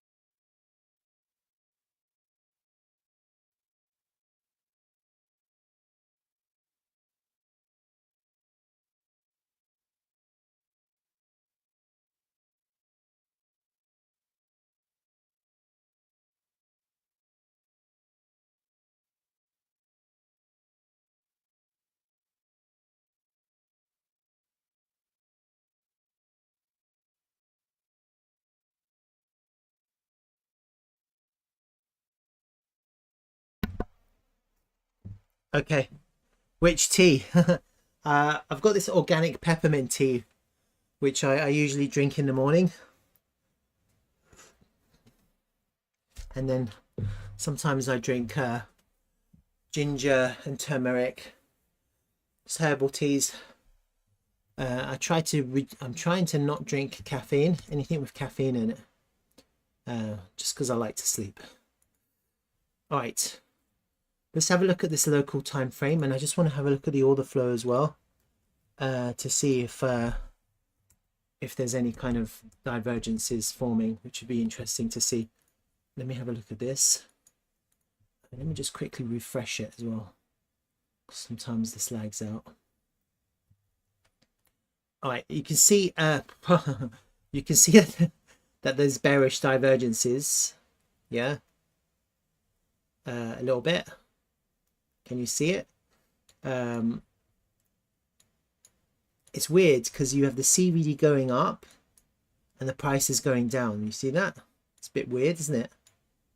See that? The CVD's actually gone up and the price has gone down. That's a little bit bearish to see that in the local price action. You don't really want to see that. Did we get any bullish divergences at the lows? Not really. I can't see any bullish divergences. So probably what I think I would want to see first is bullish divergences before I start longing. So this is definitely going to be something on my mind.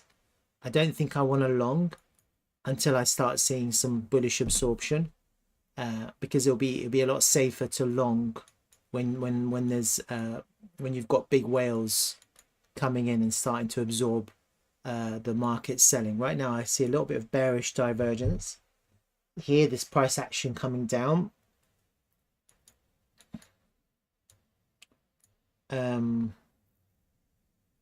It's weird because it looks like shorts are closing and the price is still going down. It looks like it. It's really weird. It looks like shorts are closing and their buying is being absorbed by someone else selling.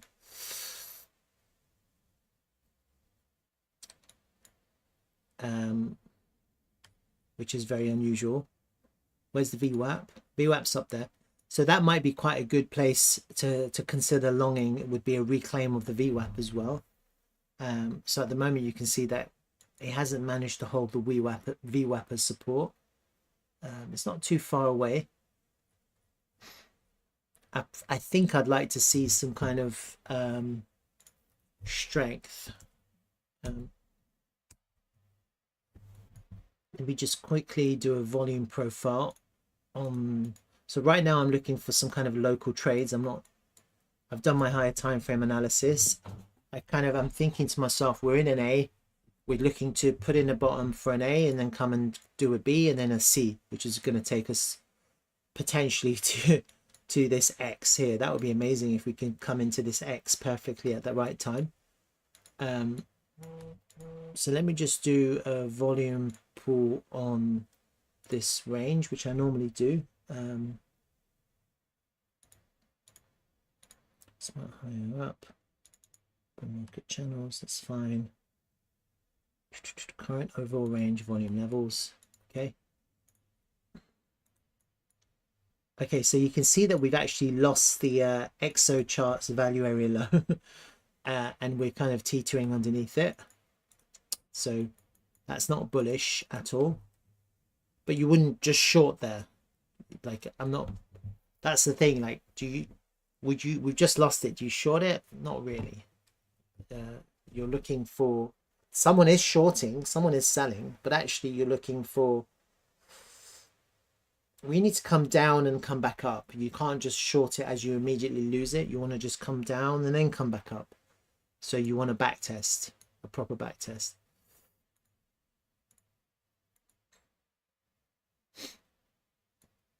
So there isn't really any changes on this volume profile. I don't expect there to be any changes on XO either. Let me have a look at this whole lower range. That's the overall range. This is the local lower range. Let me have a look at that. From that drop candle to here. Okay, so you see the value area low is a little bit lower and we're actually above the value area low. The value area high is a little bit lower too. And the point of control is exactly where it is. So we're kind of trapped at the moment between this local lower range value area low and the value area low, which is printing on the order flow on XO charts. It's kind of where we are at the moment.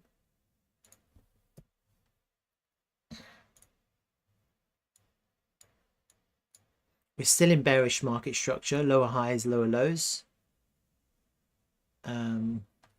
Where is that golden pocket?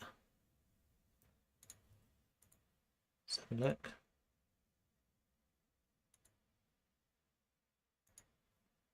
Okay, so we're at the golden pocket now.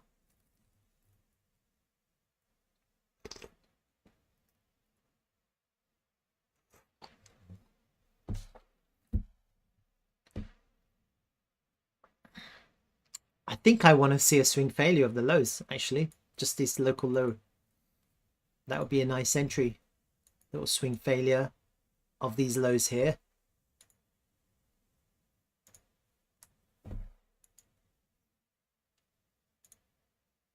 If that's possible. There. Take out the lows and then start heading up. Pritam Anand, hi. Hi to you.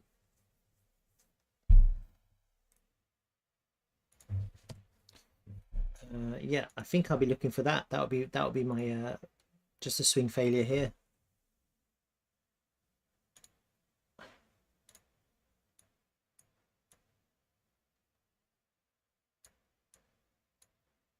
And maybe that's the bottom of this mini correction, this this A. So the A started up there down to here. Maybe we can have a nice B. How far could the B go?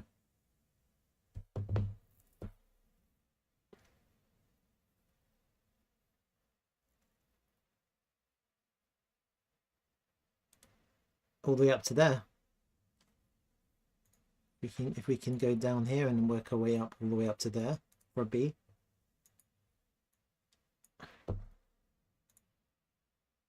Put in a lower high and then head down. Head down to, maybe that's a bit steep. And then now we're heading down to here.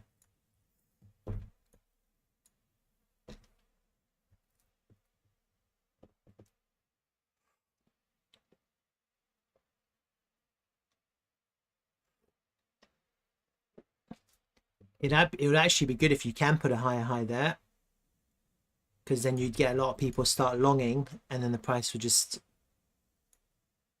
go down and long squeeze them all the way down to these lower prices.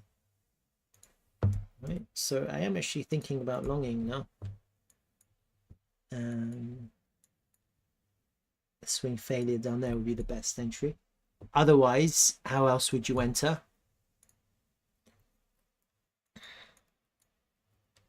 Do a long, you could do a little local range pull on this local range.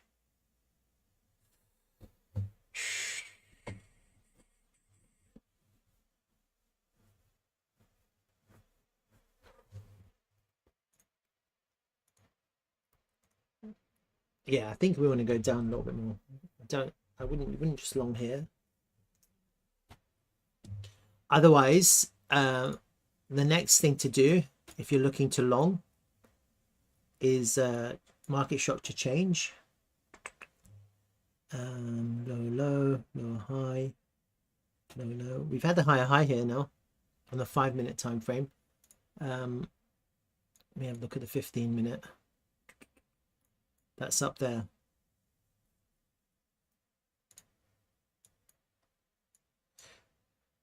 Yeah.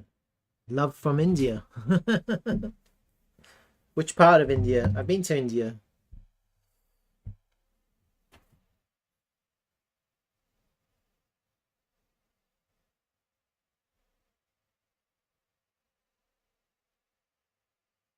I have actually been to India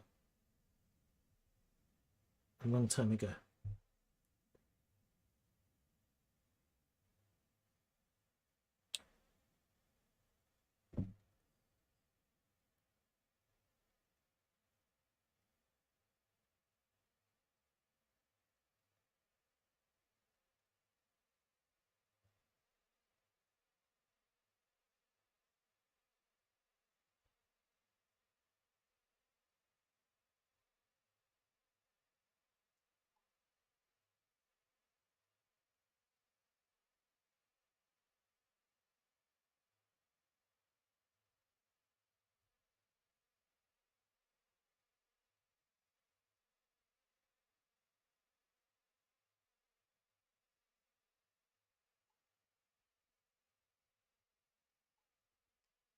Oh, Delhi. I've been to Delhi. New Delhi. I've been there. Um,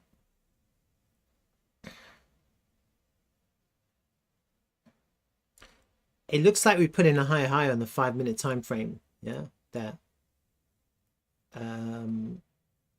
Low, low, low, high, low, low, higher, high.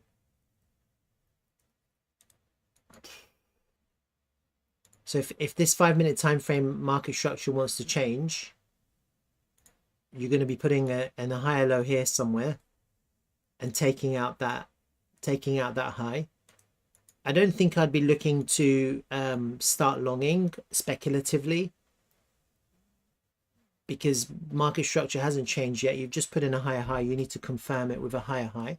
Yeah, I think if we now put in a higher low here, take out that higher high to change 5-minute market structure, the next 5-minute dip, I'll be looking to buy that. Okay, that's kind of what I'm thinking.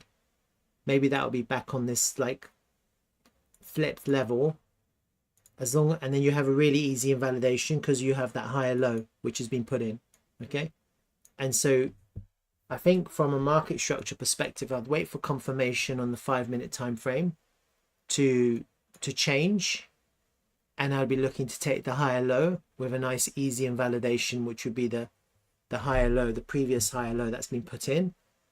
So I'd wait for confirmation. I wouldn't rush in just because I want this whole thing to start reversing, or I'd be looking at a swing failure down here. Okay, I'd be okay with that because it'll be an easy trade to take. So I'm going to mark this swing failure here. I'll put it just one before it, swing failure long.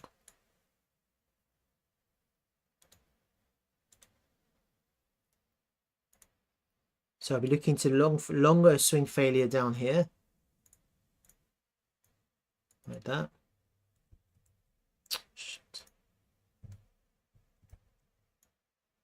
Like that. Or I'll be looking for a 5-minute market structure to change, and I need to see that change confirmed with a higher high now. Okay, so if we put in the first higher high, I'm not going to speculate for a higher low. I don't see the point. We're underneath the point of control. I'm not going to long here. I'll be waiting for that higher high to be taken out.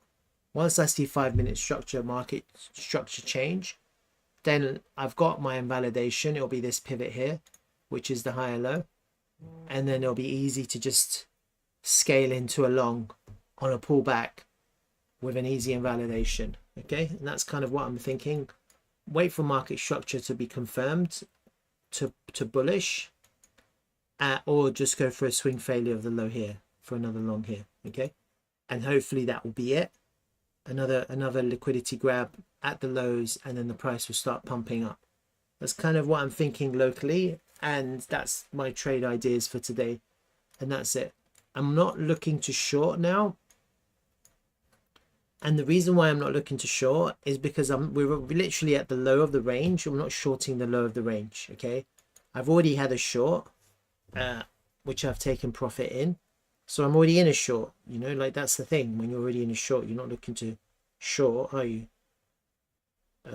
Yeah, my short's still open, and that's fine. I don't need to worry if it goes down and it doesn't come back up. You know, my short will make money. It's not a big deal. Okay, and I shorted this. I shorted the back test of losing the value area. Again, it's the same thing. You don't necessarily, you can short it when you lose a level, but it's always best to wait for a pullback to short. You know, that was the short opportunity yesterday when we lost the value area low. Wait for a pullback, finding resistance, and then the price dropped. These are still quite local time frame trades, and on the higher time frame, I'm still kind of going with my idea of an ABC.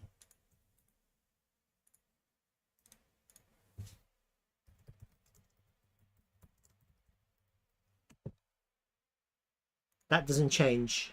Yeah, so just because I'm kind of contemplating some local trades, it's normal.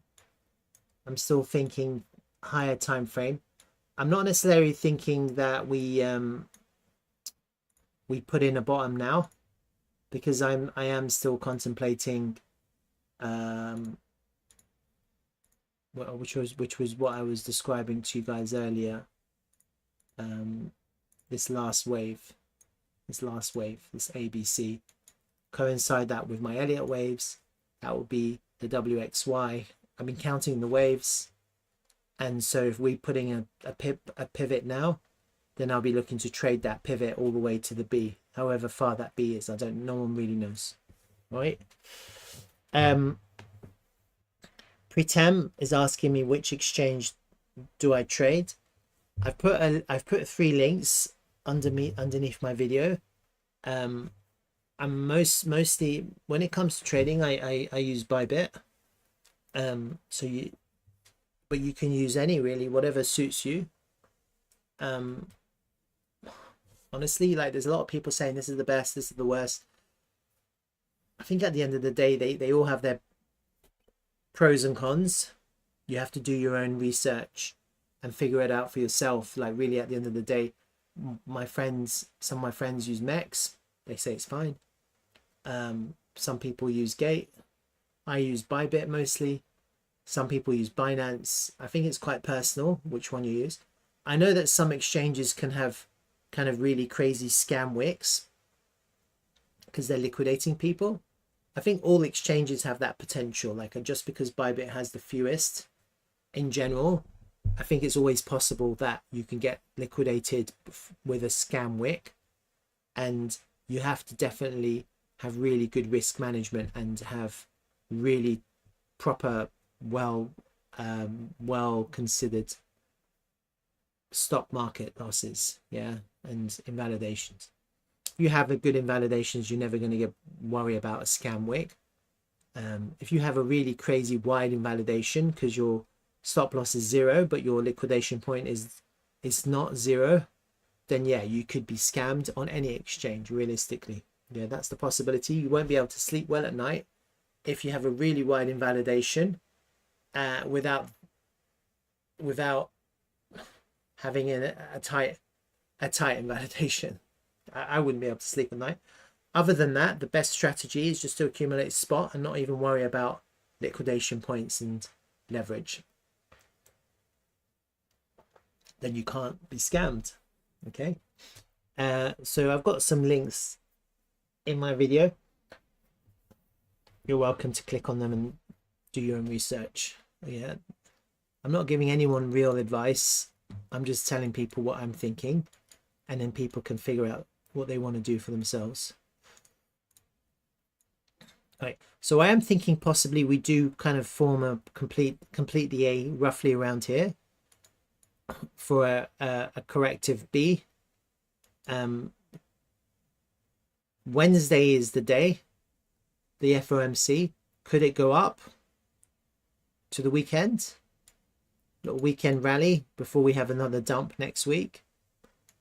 Let's see why not. I don't see why we can't create that idea. You know, get people bullish before another dump.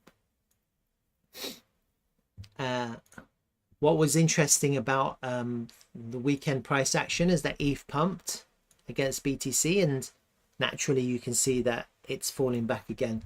So what does that mean? Not sure really. We've just put in a higher high on the daily time frame against BTC, and you can see the price came above these previous pivots. So there was some good trading to be had. It came into this 382 perfectly, almost to the dot.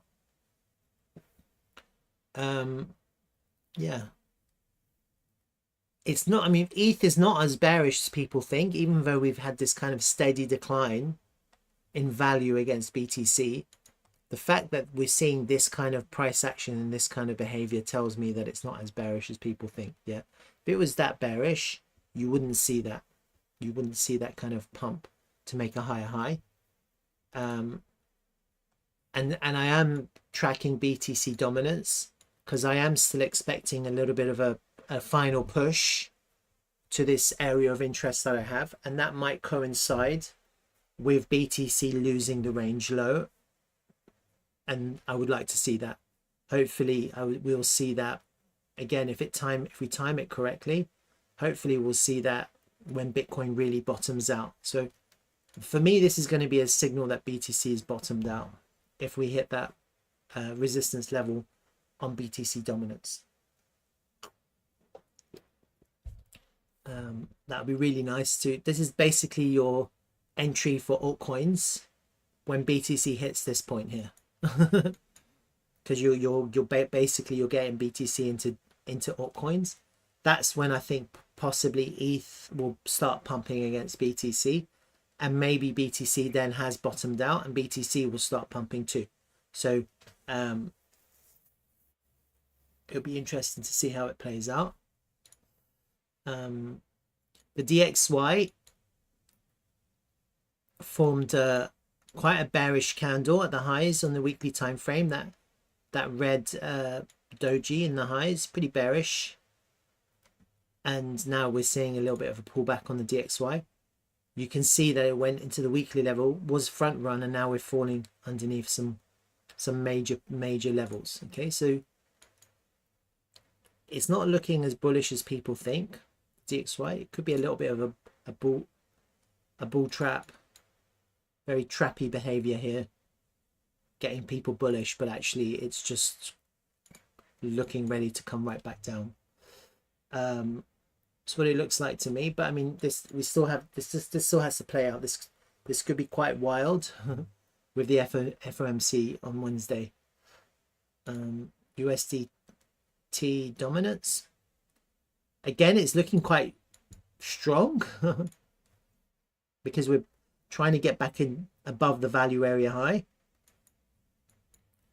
I don't think it's strong. I think it's just, again, I think the whole thing is weak. And I think what's happening now is normal. It's just price is just trying to test a previous level on a higher time frame before it finally finds resistance. And you might get a situation again where you get another little failed auction, you know. But this is kind of the area of interest where you'd expect the USDT to find resistance if we're going to continue going down. It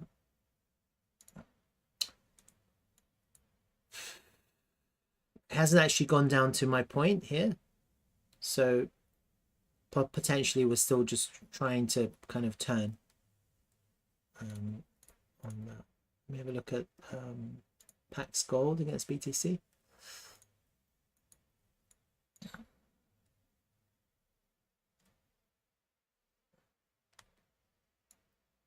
Nothing really interesting.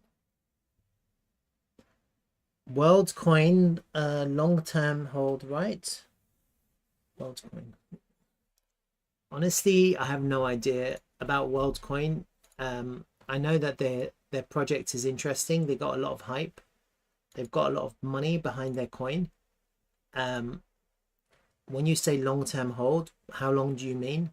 Yeah, I honestly think that at the end of the Bitcoin bull run, you have to pretty much exit all of your coins, pretty much, and then wait to reaccumulate at the end, at the low of the bear market. Yeah, however long that is. Yeah, I don't think it's a good idea to hold these shit coins for a long period of time. The only exception may be coins that extract value from real world assets and brings them into crypto. There's a conversion process of value from real world to crypto. But even then, if you get highly inflated prices at the peak of a alt season of the Bitcoin bull market, you'd be crazy not to sell at high valuations and then look to buy back when the price is finally settling at lower prices. Yeah, you'd be crazy not to do that. And so it doesn't really matter what coin you're looking at, what coin that I look at. Let me have a look at WorldCoin for you. It's a new coin. from last year. I remember when it launched. It's got a lot of hype, and you know, it launched.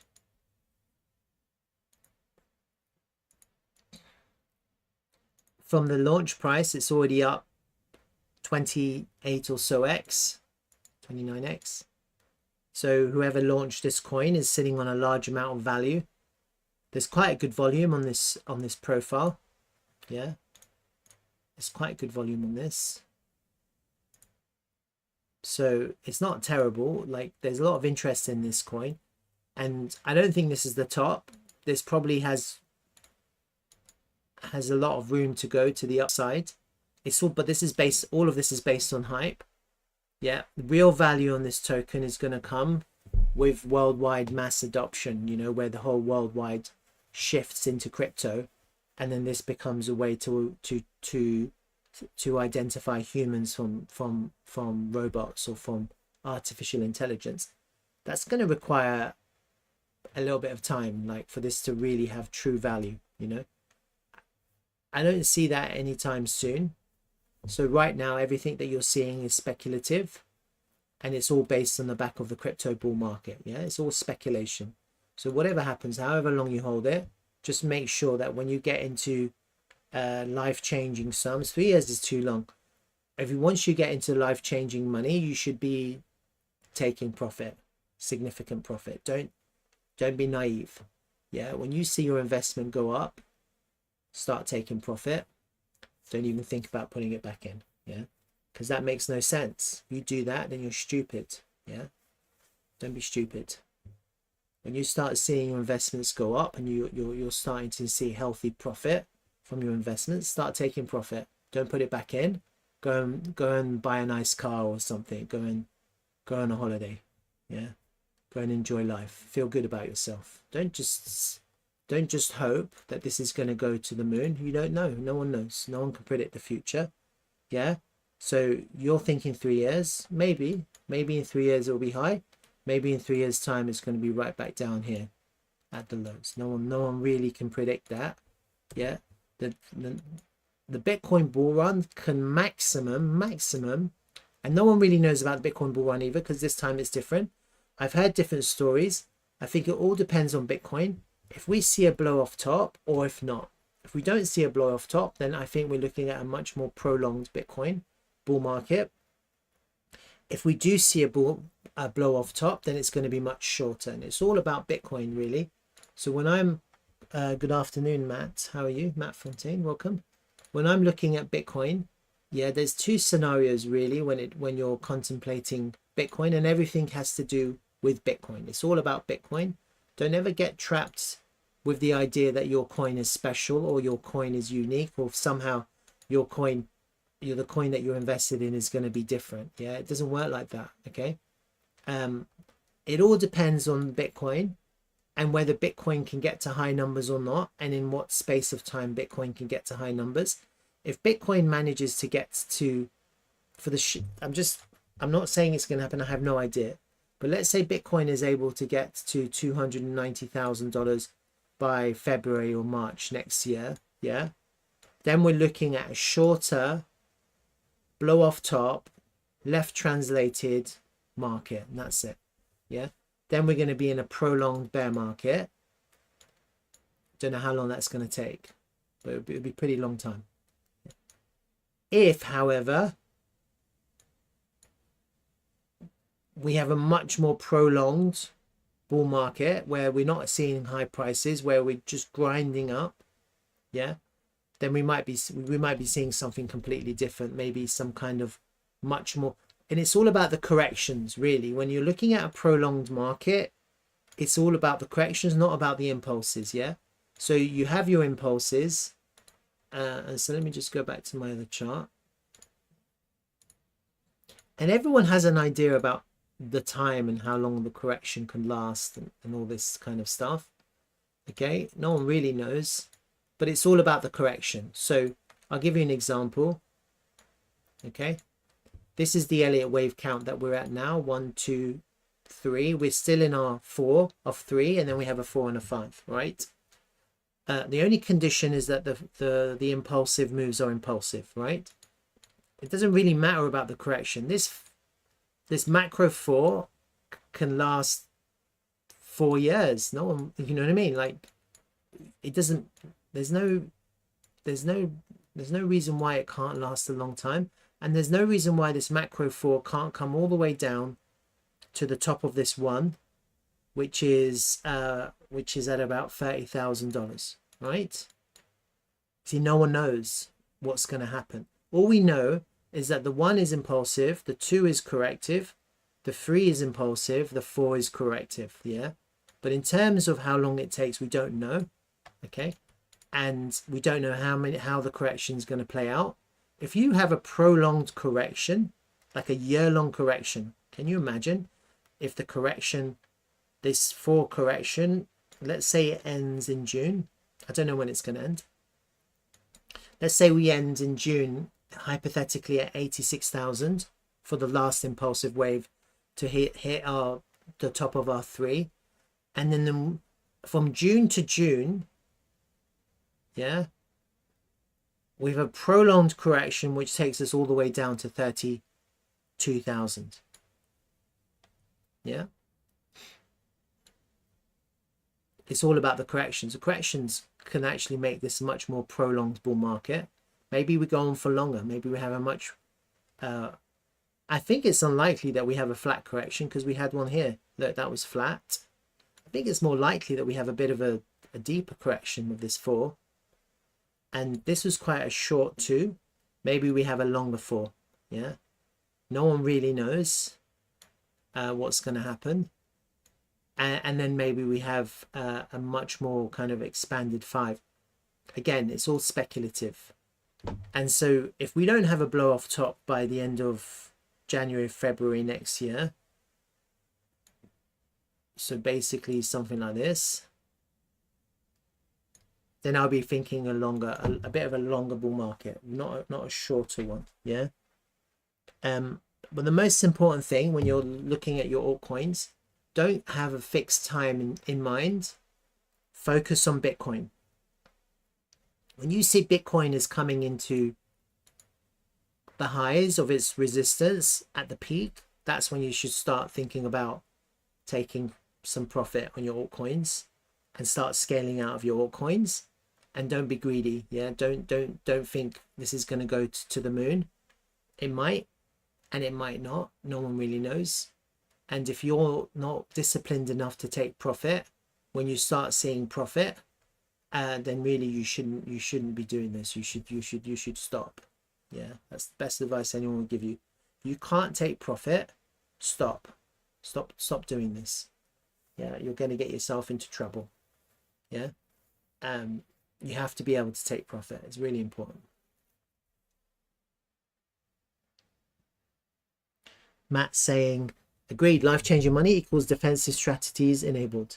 Absolutely. The minute you start seeing life-changing money, fucking exit quickly. No messing about. The minute you experience a euphoric moment where you were like, wow, it finally happened, start taking profit. Don't even think about it. Yeah. That's the best advice anyone will tell you, and don't put that money back in. And just be very patient if you're going to reinvest that money. Yeah, and definitely go on a holiday and definitely pay yourself. Give yourself a little bit of a salary as well for all of the effort, like all of that stress that you've endured. Yeah, you need to pay yourself. And then Matt saying, the most interesting thing I see on the chart right now in the current range from 60 to 70, we haven't had either.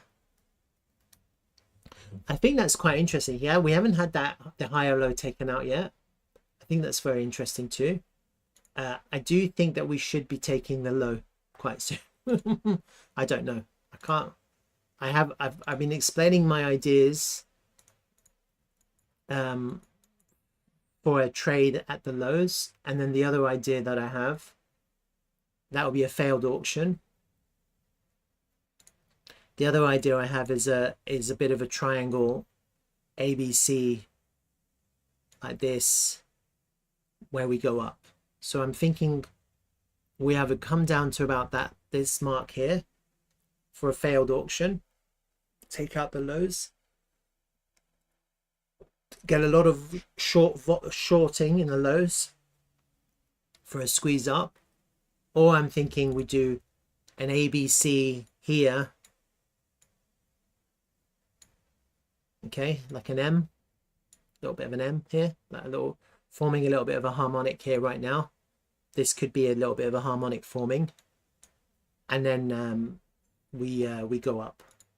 So we don't actually take the low, but we actually go up. So I've got a couple of ideas on my mind. I think I'm okay with both, and we'll see what happens. I've been bearish the last couple of days or so, and now actually today I'm thinking about longing. Because when you're in the lows, you want to long. You don't want to short. You want to look for longs. I'm going to be back in 2 minutes. Apologies, I have to use the restroom. So be back in 2 minutes. And then we'll look at anything else if people are interested. But I think our attention now is on Bitcoin, isn't it? Right, be right back.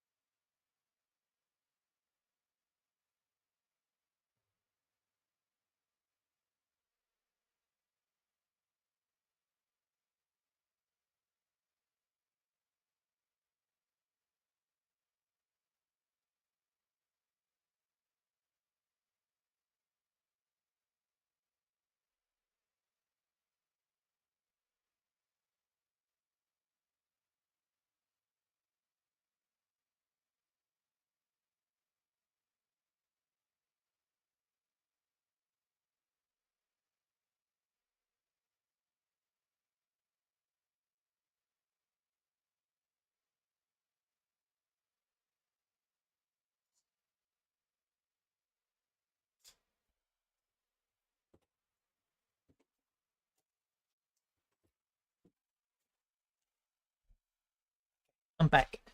All right. Anyone is still here? Let's have a look at this local time frame. I just want to keep an eye on this because I'm thinking about longing locally. Just want to see what's going on. We've lost we've lost the local range value area low. We're into the golden pocket locally. Let me just think about. Let me have a look at the XO charts. Let me have a refresh this. Just refresh it. Can't see any divergences now. Some longs are closing now.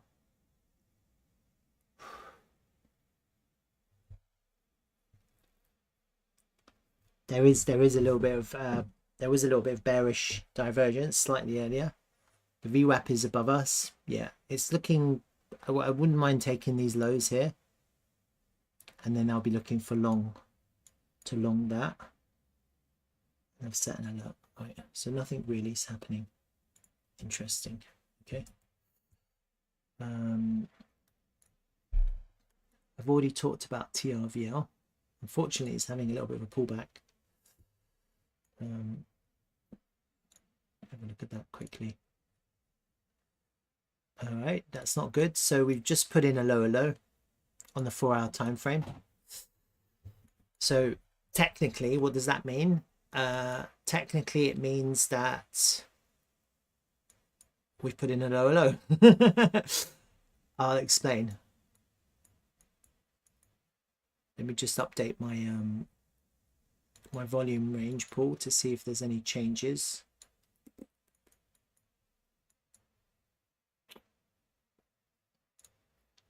It's quite interesting because on Bybit, you can see that on Bybit, the point of control was down here at 3.1 cents, and that's actually, it's moved up to 6.1 cents. Generally speaking, that can be quite bearish to experience that, unless the price can hold it as support. And obviously what you can see right now, what's happened is that there's been a lot of buying and selling at this level, and we're losing this level at the moment. Now, just because we're losing that level doesn't mean it's resistance yet. We haven't tested it. There's been no test. Yeah. What you want to see with these levels, if the price does go down and the price comes back, and if you see a reaction and a confirmation that that's resistance, that's when you know that it's resistance. Okay, so you can't just look at this and go, oh my god, we've lost this level, we're falling to zero. All that's telling us right now is that there's been a lot of volume, more volume in this range, overall range at 6.1 cents since the beginning of this token. Cactus cake, bear 52k. Interesting. I'm still not on the same page as you, but okay, I'm open to hearing your ideas. So this look, obviously I don't want to see us lose. I like the point of control moved up. Yeah, I like that, but I don't like that we're losing that price range. Yeah, ideally what you want to see is eventually the point of control offer support for the price to go up. Yeah, and what you don't want to see is you don't want to see the price come underneath and find resistance to go down. Okay, so we're not there yet. We're kind of still trying to the price is still trying to figure out what it wants to do. I think a lot of things have definitely got to do with Bitcoin. Okay, so Bitcoin is correcting, and the correction could last another week or two potentially. We just have to see how long that lasts. And right now on the 4-hour time frame, you can see that the point of control is there. So we haven't been able to get above it. We've put in a lower low on a 4-hour time frame. So this was our higher low, higher high, higher low, higher high. This is our lower low now. We're putting in a lower low now. Okay. Technically, bearish market structure hasn't changed yet, because technically what needs to happen is you need to put in a lower low, which we're putting in a lower low somewhere here. Then you have to go up, put in a lower high, and then take it out with another lower low. Okay, so even though in the 4-hour time frame we've put in a lower low, it doesn't mean the market structure has changed to bearish. It changes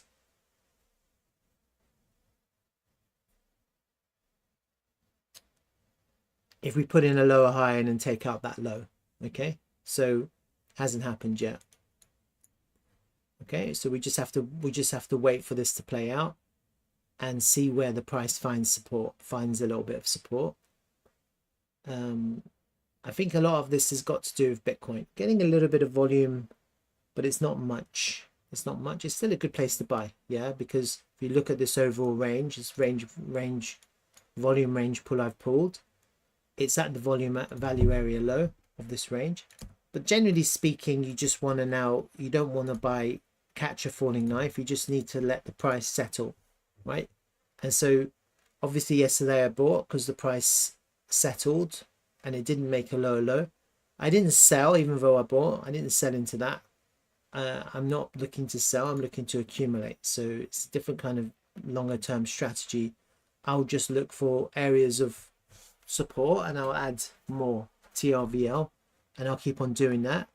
Eventually in the future the price is going to go up. It won't make any difference to me if I buy a little bit here, or if I buy a little bit lower, or if I buy a little bit higher. What I really want to do is buy it where the price is slowing down and finding a little bit of support. Obviously that's been sold into. It's not crazy volume, so I'm not too worried about that. On the higher time frame, we still have our really important higher low here. That's at 5.1 cents. That's into the golden pocket of, pick one really, but for the pivot that I'm using is this one here. Okay. Could it be lower? Potentially. It could be that pivot. You could use that pivot. There's a lot of pivots. At the moment I'm using that one because I like the fact that it's a little wick and it's a nice pivot. And nothing changes as far as the previous analysis that I've done in the past, which I've shown people on the MEX chart. Literally nothing changes with regards to that analysis. We have really strong support at there's a range, but it's at 5.5 cents. Yeah, we've got higher time frame fib levels, etc. We've got 50% marks, we've got SR flips. There's a lot of things going on at about in this range.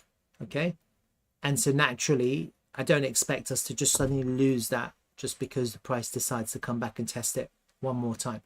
Eventually, you have to bear this in mind, eventually if you test a level so many times, it will give way. Eventually it will give way. You don't want to test the level too many times. Right now we've only really tested this area twice. Yeah, properly. We've only tested this area properly twice. You don't want to test it too many times, okay? Because each time what happens is people buy and they buy and then eventually they stop buying.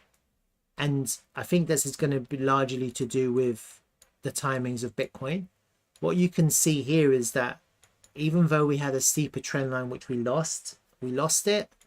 And actually it's quite interesting because the price came back to test it. We have a slightly less steep one from these two pivots from here to here. And we are coming into that trend line as well, which is also coinciding with kind of the area of interest, which is what I call support at 5.5. It's an area, okay? It's got everything to do with higher time frame fib levels, and I've already done this analysis, so I'm not going to redo it.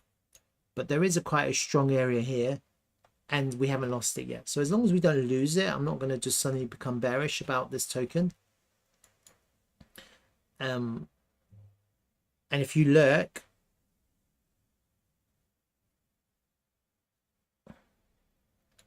at how much selling has happened, eventually the sellers will diminish. Eventually they will exhaust. Yeah, so there's a lot of interest in TRVL now.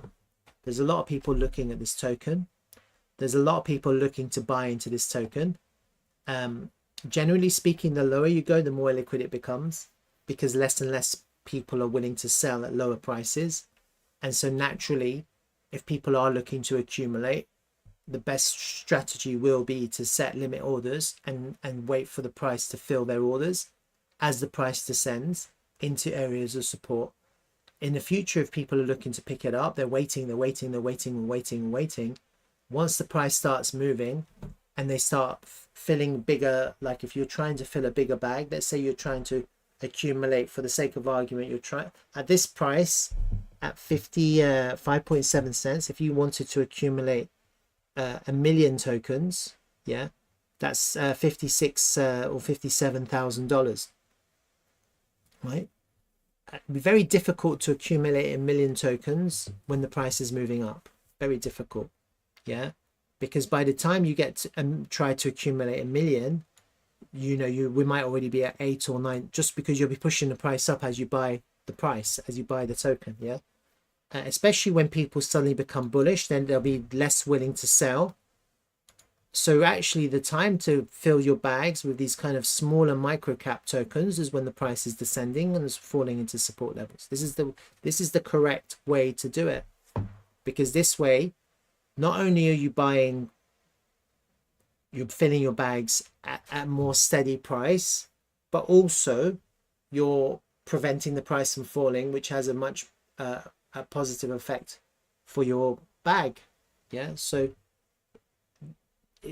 it's definitely a better plan to suck up the price and to absorb the price, and rather than wait. Everyone's waiting for lower, waiting for the bottom, and wondering how low it's going to go. The reality is that we're coming back into support levels. All right, that's a good place to buy. A good place to buy is support. Now, I'm not going to give people financial advice, but nothing's really changed with regards to this token. And as I was explaining earlier, you've got this scam token as well now, Soul Travel, and they're trying to use the same ticker as TRVL. So someone's obviously looked at Dtravel, and they realize that they can scam the Solana crowd with this new token that they're trying to launch. And naturally, if you want to buy into it, look, they've got already 1,000. They only launched two weeks ago. If they got 1,299 followers. Look, they have a pre-sale. You have to send them money, right? It's a scam, basically. It's a scam. They've looked at TRVL. They're using the same ticker, and they're looking to scam people. I think that's quite endearing, because it means that someone has looked at TRVL and gone, wait a minute, that's a really good project.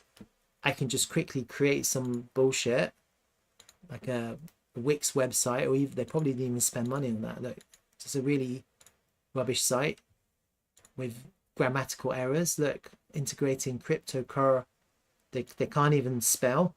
They didn't even use a spell check. And when you look at the roadmap, they've basically copied Dtravel, testing AI on the Soul Travel IO platform. What is this rubbish? Aggressive marketing. What a load of shit, you know?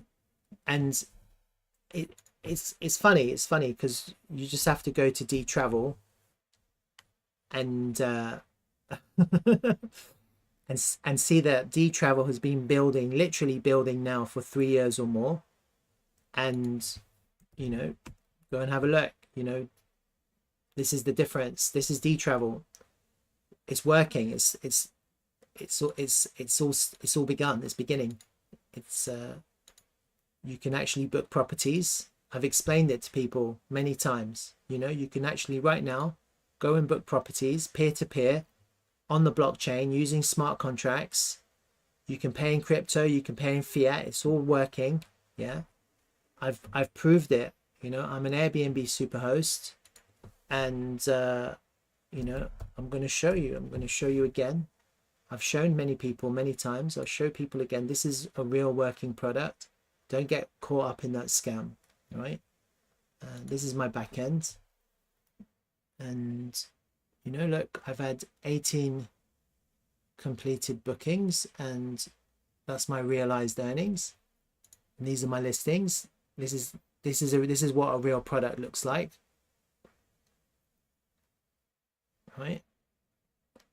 And don't get caught up into this shit, whatever this is.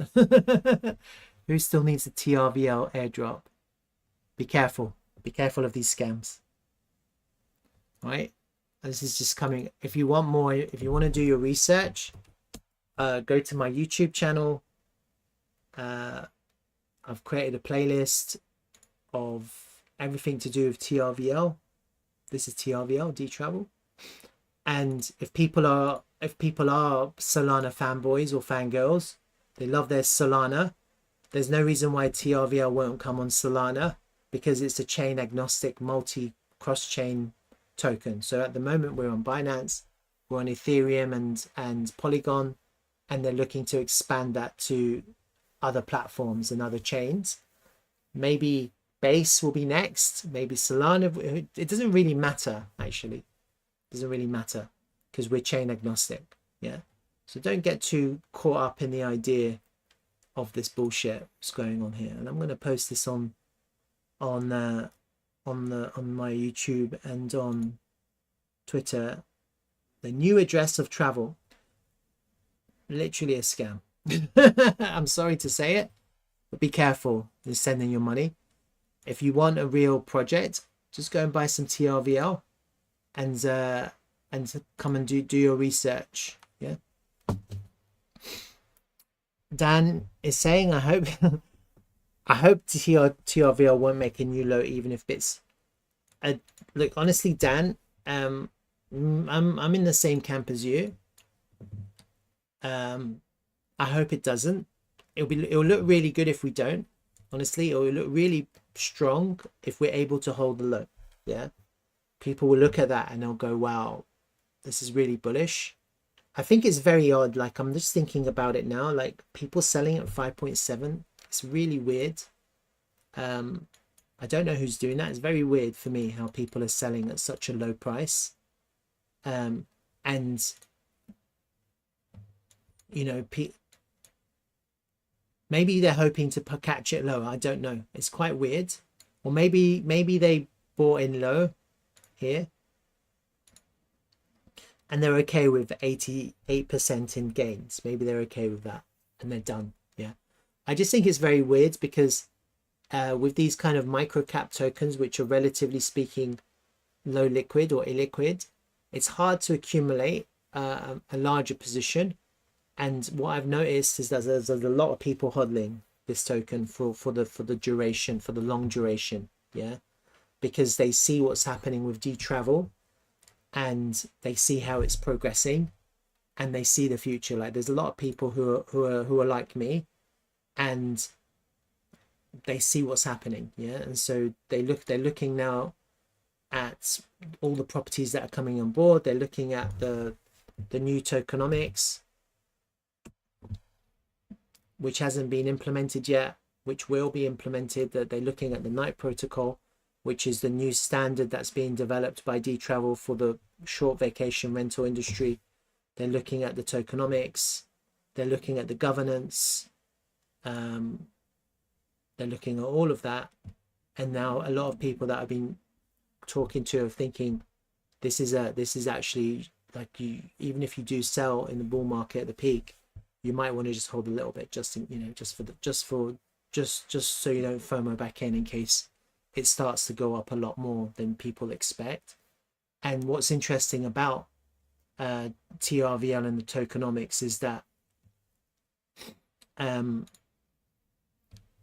eventually what will happen is that as bookings are made, that will be used to buy back TRVL. Yeah, so there's going to be a direct correlation between the money, the value that Dtravel makes and the value of TRVL.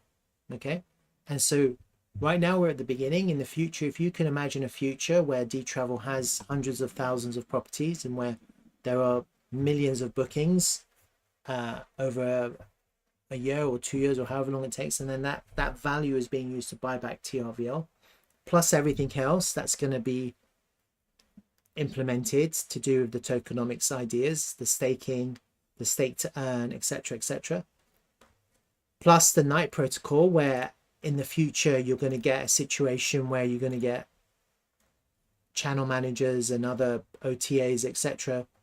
They're going to need TRVL to access this new design, this new idea. If and when this takes off in the future, then actually TRVL you'll never want to sell it, to be honest with you. You'll be like, if this becomes a reality in the future, you're talking about a multi-billion-dollar future for this. And the great thing is it's kind of decentralized. It'll never end. You just occupy that space. It will continue. It's kind of like Bitcoin in the early days. Yeah, people didn't realize how big it could become, But what they were actually doing was quite pioneering, you know, and this is what Dtravel are doing. It's quite pioneering. There's no competitors except Airbnb and Booking.com and Verbo. I'm just gonna give people be careful of this shit. This shit, whatever the shit is. This. What is this? What is this shit? It's a new address of travel. Let's be careful of this shit. Company. Who is this? What is this company? Soul Travel is founded by a group of travel industry professionals and strong core development team. All right, and basically they've just ripped Dtravel, yeah, and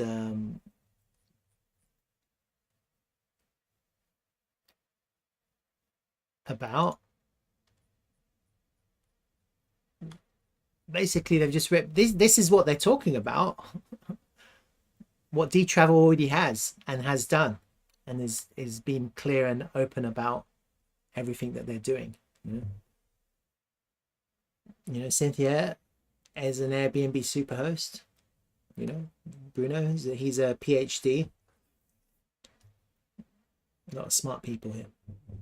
If liquidity entered from crypto cycle into TRVL, 99% will exit with the crypto cycle. Like Amir said, it's all about the ratio of inflow from the outside crypto versus inflow from crypto. Dan is saying, I hope TRVL won't make any. Oh yeah, I've already read that. Well, look, I mean, I can't make it happen. I could, if my godforsaken property that I was selling would sell.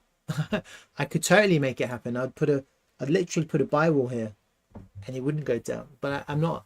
I'm still like 3 or 4 weeks away from that. I'm looking to buy a shitload more. So I'm not in a position to do that. And so naturally we just have to allow the market to do its thing, and no one can really make that happen. Where's that 200 MA that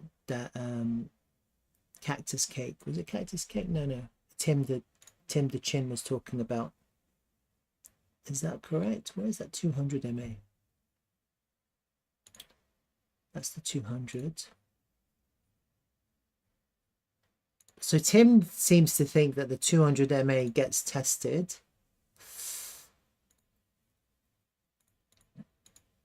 One is SMA, one is, okay, I need to do EMA. Where's the EMA? There it is. So Tim seems to think that the 200 EMA mustn't come underneath the 200 SMA, and the 200 EMA should get tested. And if you look on the daily time frame, we're coming quite close to the 200 EMA, Tim. So based on your ideas and your theory, we're going to get a test of the 200 EMA. At the moment, it's at 55.2 cents. Maybe we will. Maybe we'll get a little bit of a test there. And then Tim was saying that he doesn't want to see the 200 cross, the 200 EMA cross underneath the 200 SMA. So if Tim is still here, correct me if I'm wrong. So that's his idea of what needs to happen. And he was talking about Bitcoin. Maybe the same thing needs to happen here. So it's just something I'll keep an eye on with the rest of you guys. And if anyone has any other ideas about this, looking at the weekly time frame, we've closed slightly above the previous weekly level, so we have to see how this week plays out. Technically that's a hold. Once tested Valhalla. Really? Well, there you go. We're almost there, Tim. This is it. It's close, and it's amazing how it's coming almost to the area of interest of all of these kind of crazy lines that I've drawn. It's an area, it's not a line. So if we do test it and hold, as long as we don't come underneath this pivot, that's a higher low on the daily time frame. Yeah, we just can't lose that pivot. I think it's very weird if people are selling underneath 5 cents, but whatever. I'll have to sell my kidneys if that happens. Do you know anyone who can quickly give me some money for some kidneys?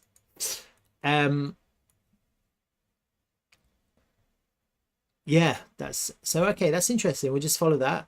I've got your levels here now. I've got your lines. And so Tim also seems to think that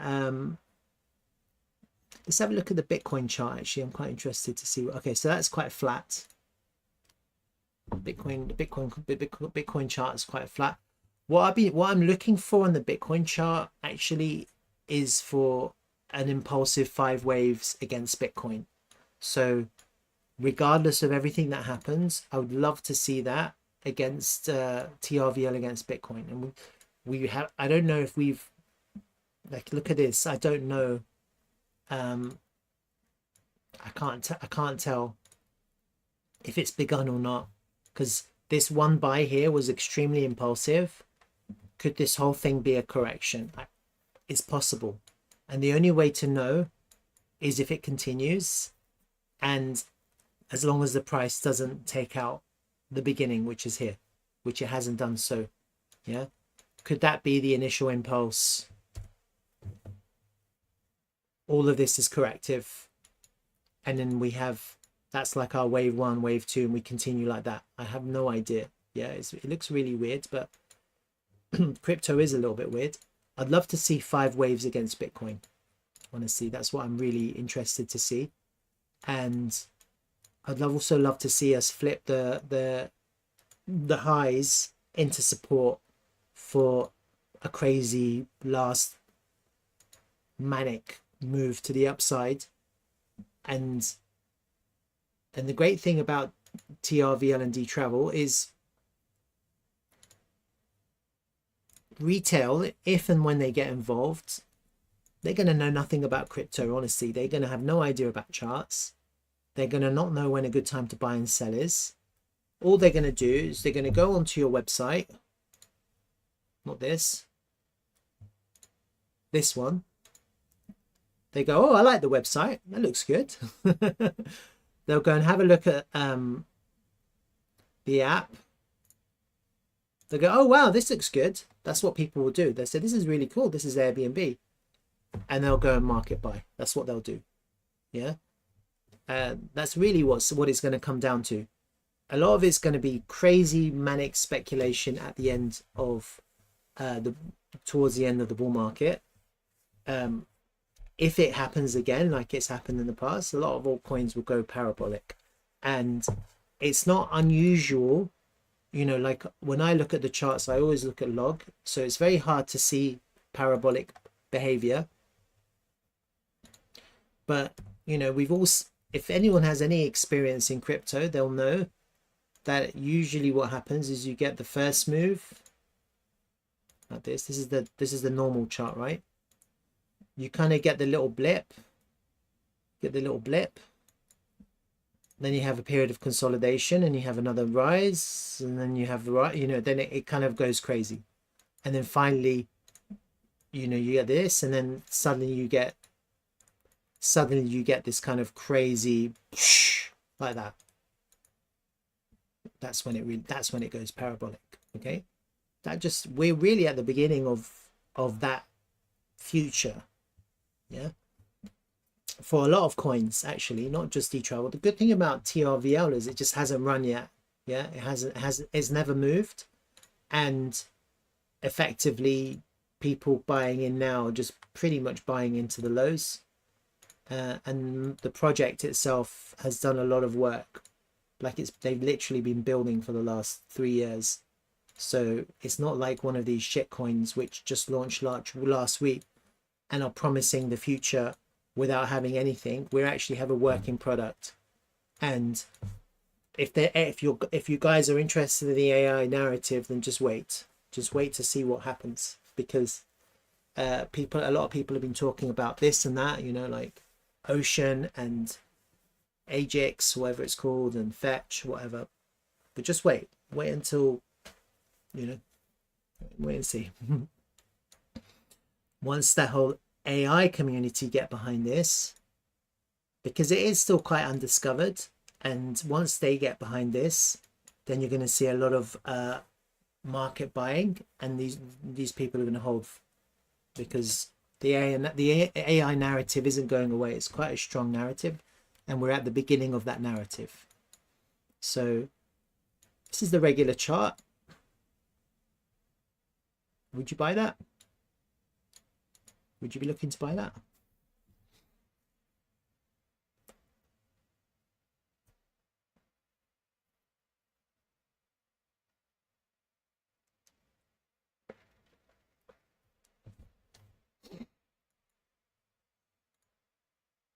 I think on regular chart I would, huh? Look, I'd be looking at that and going, wait a minute. I probably would buy that, huh? Look, we're right at the lows.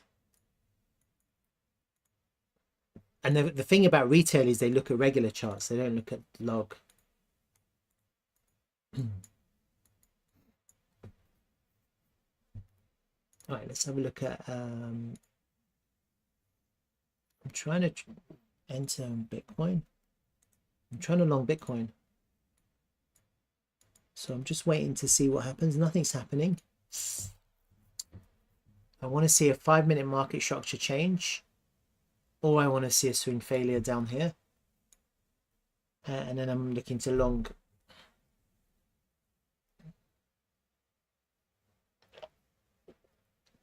And I've been talking about Slurf a lot. It's interesting because yesterday, before Bitcoin crashed, Slurf was crashing. And dare I say crash, because Bitcoin didn't really crash. You see Slurf? It just leaked value. So Tim, I'm curious to know, based on your idea of the 200 moving average,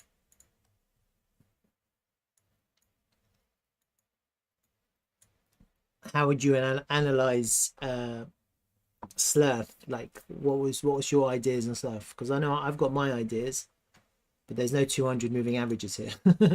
The only thing you've got are lower time frame moving averages, which are looking extremely bearish.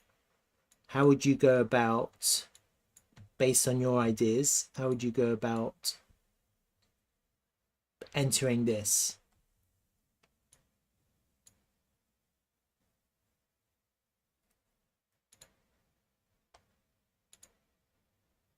Look at that cross there on the 1 hour. That's when Tim says it gets bearish, when it crosses.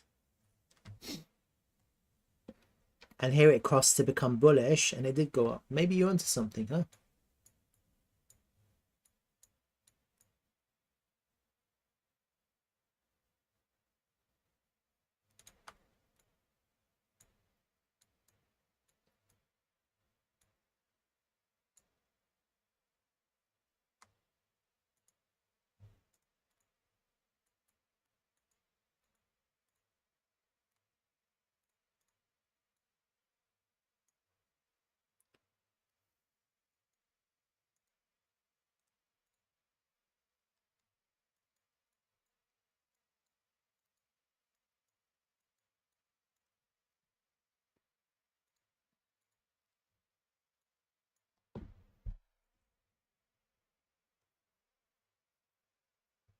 We're at the value area low, but I kind of want to lose it on Slurf. I kind of want it to go down. I kind of want us to come into this golden pocket. And actually, I wouldn't even mind if we go all the way down to the lows and just test the lows.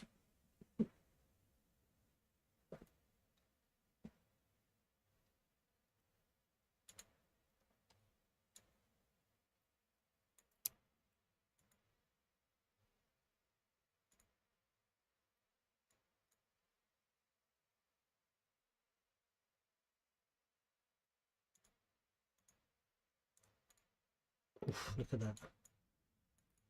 That's brutal. It's another sell. Brutal sell.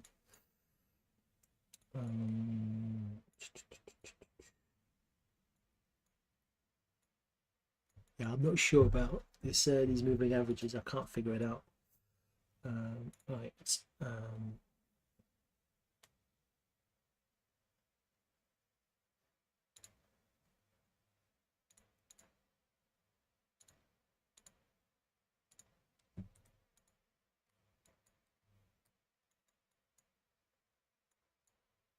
Oh God, look at that.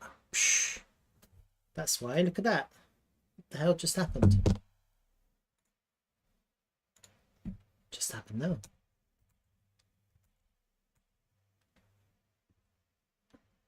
though. Big long closed.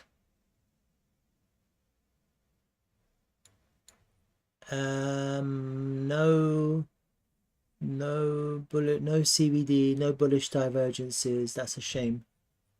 No absorption.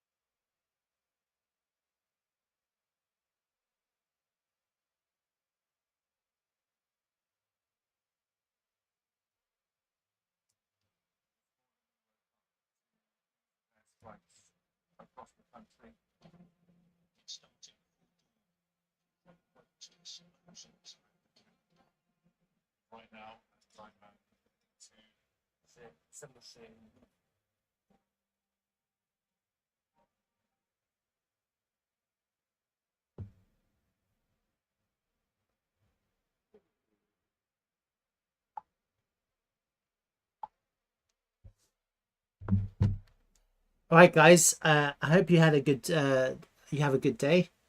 I'm probably gonna go and have some lunch. I might pop on later. If I see something, I always pop on.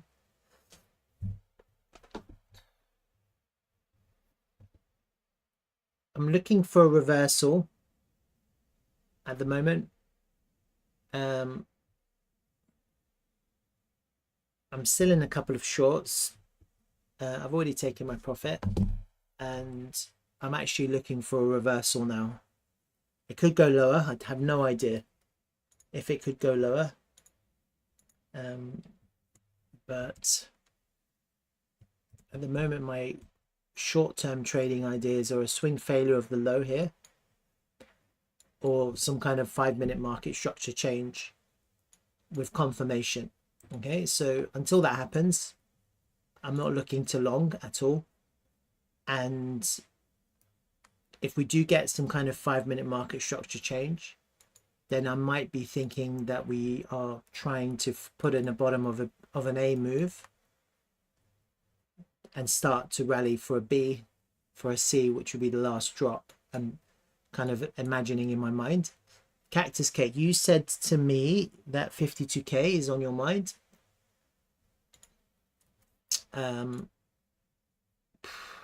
Well,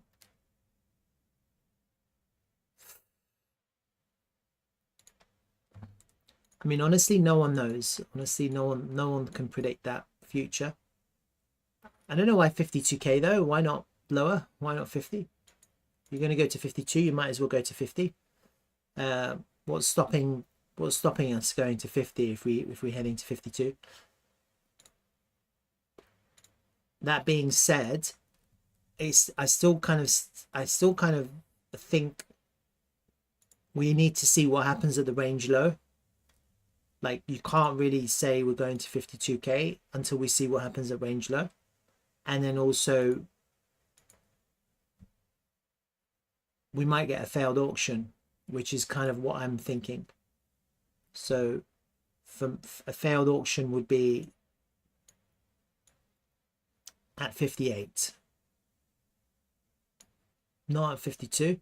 But again, the thing about Bitcoin, and it's really, you have a good point.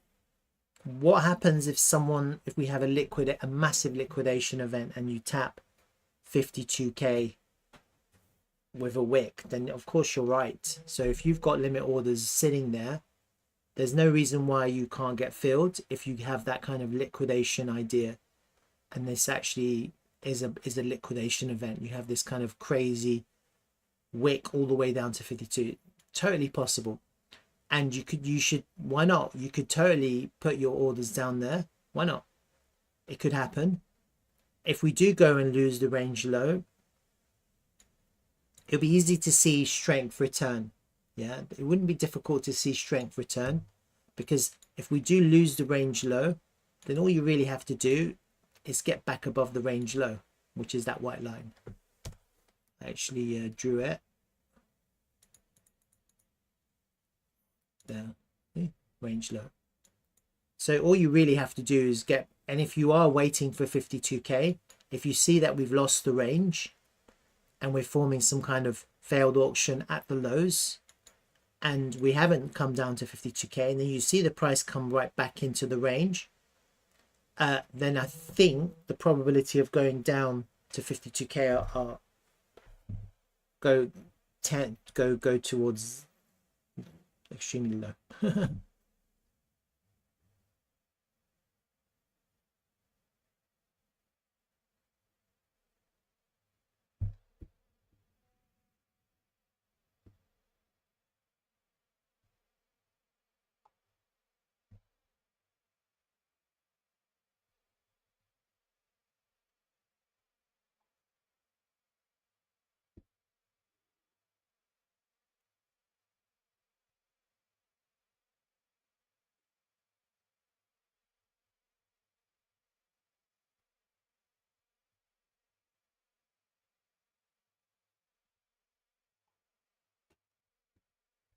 So we have to see. It could happen, like anything can happen in crypto. I think if we do hit 52k, it has to be a fast wick down. I can't imagine us grinding down to 52k, and then we have to come back up quite fast. And in any case, whatever happens, as soon as we come back above range low, you can long for high heaven. You know, that's basically your reclaiming that level would be a massive sign of strength. Losing it and reclaiming a massive sign of strength. According to Tim the Chin, he wants to see this EMA 200 tested on the daily level. At the moment, that's coming in at about 52k. So maybe Cactus, maybe you have a point. Maybe you and Tim are brothers from another mother, and your dream is going to come true. You're going to get a little back test on that 200 EMA, and your orders are going to be filled. And if that happens, altcoins will really go down to nothing for a short period of time. It's going to be really brutal. Yeah. I hope it doesn't happen soon, because I wouldn't mind picking up some of that action. All right. Have a good evening. Have a good day. And then I'll see you guys tomorrow. All right. Take care.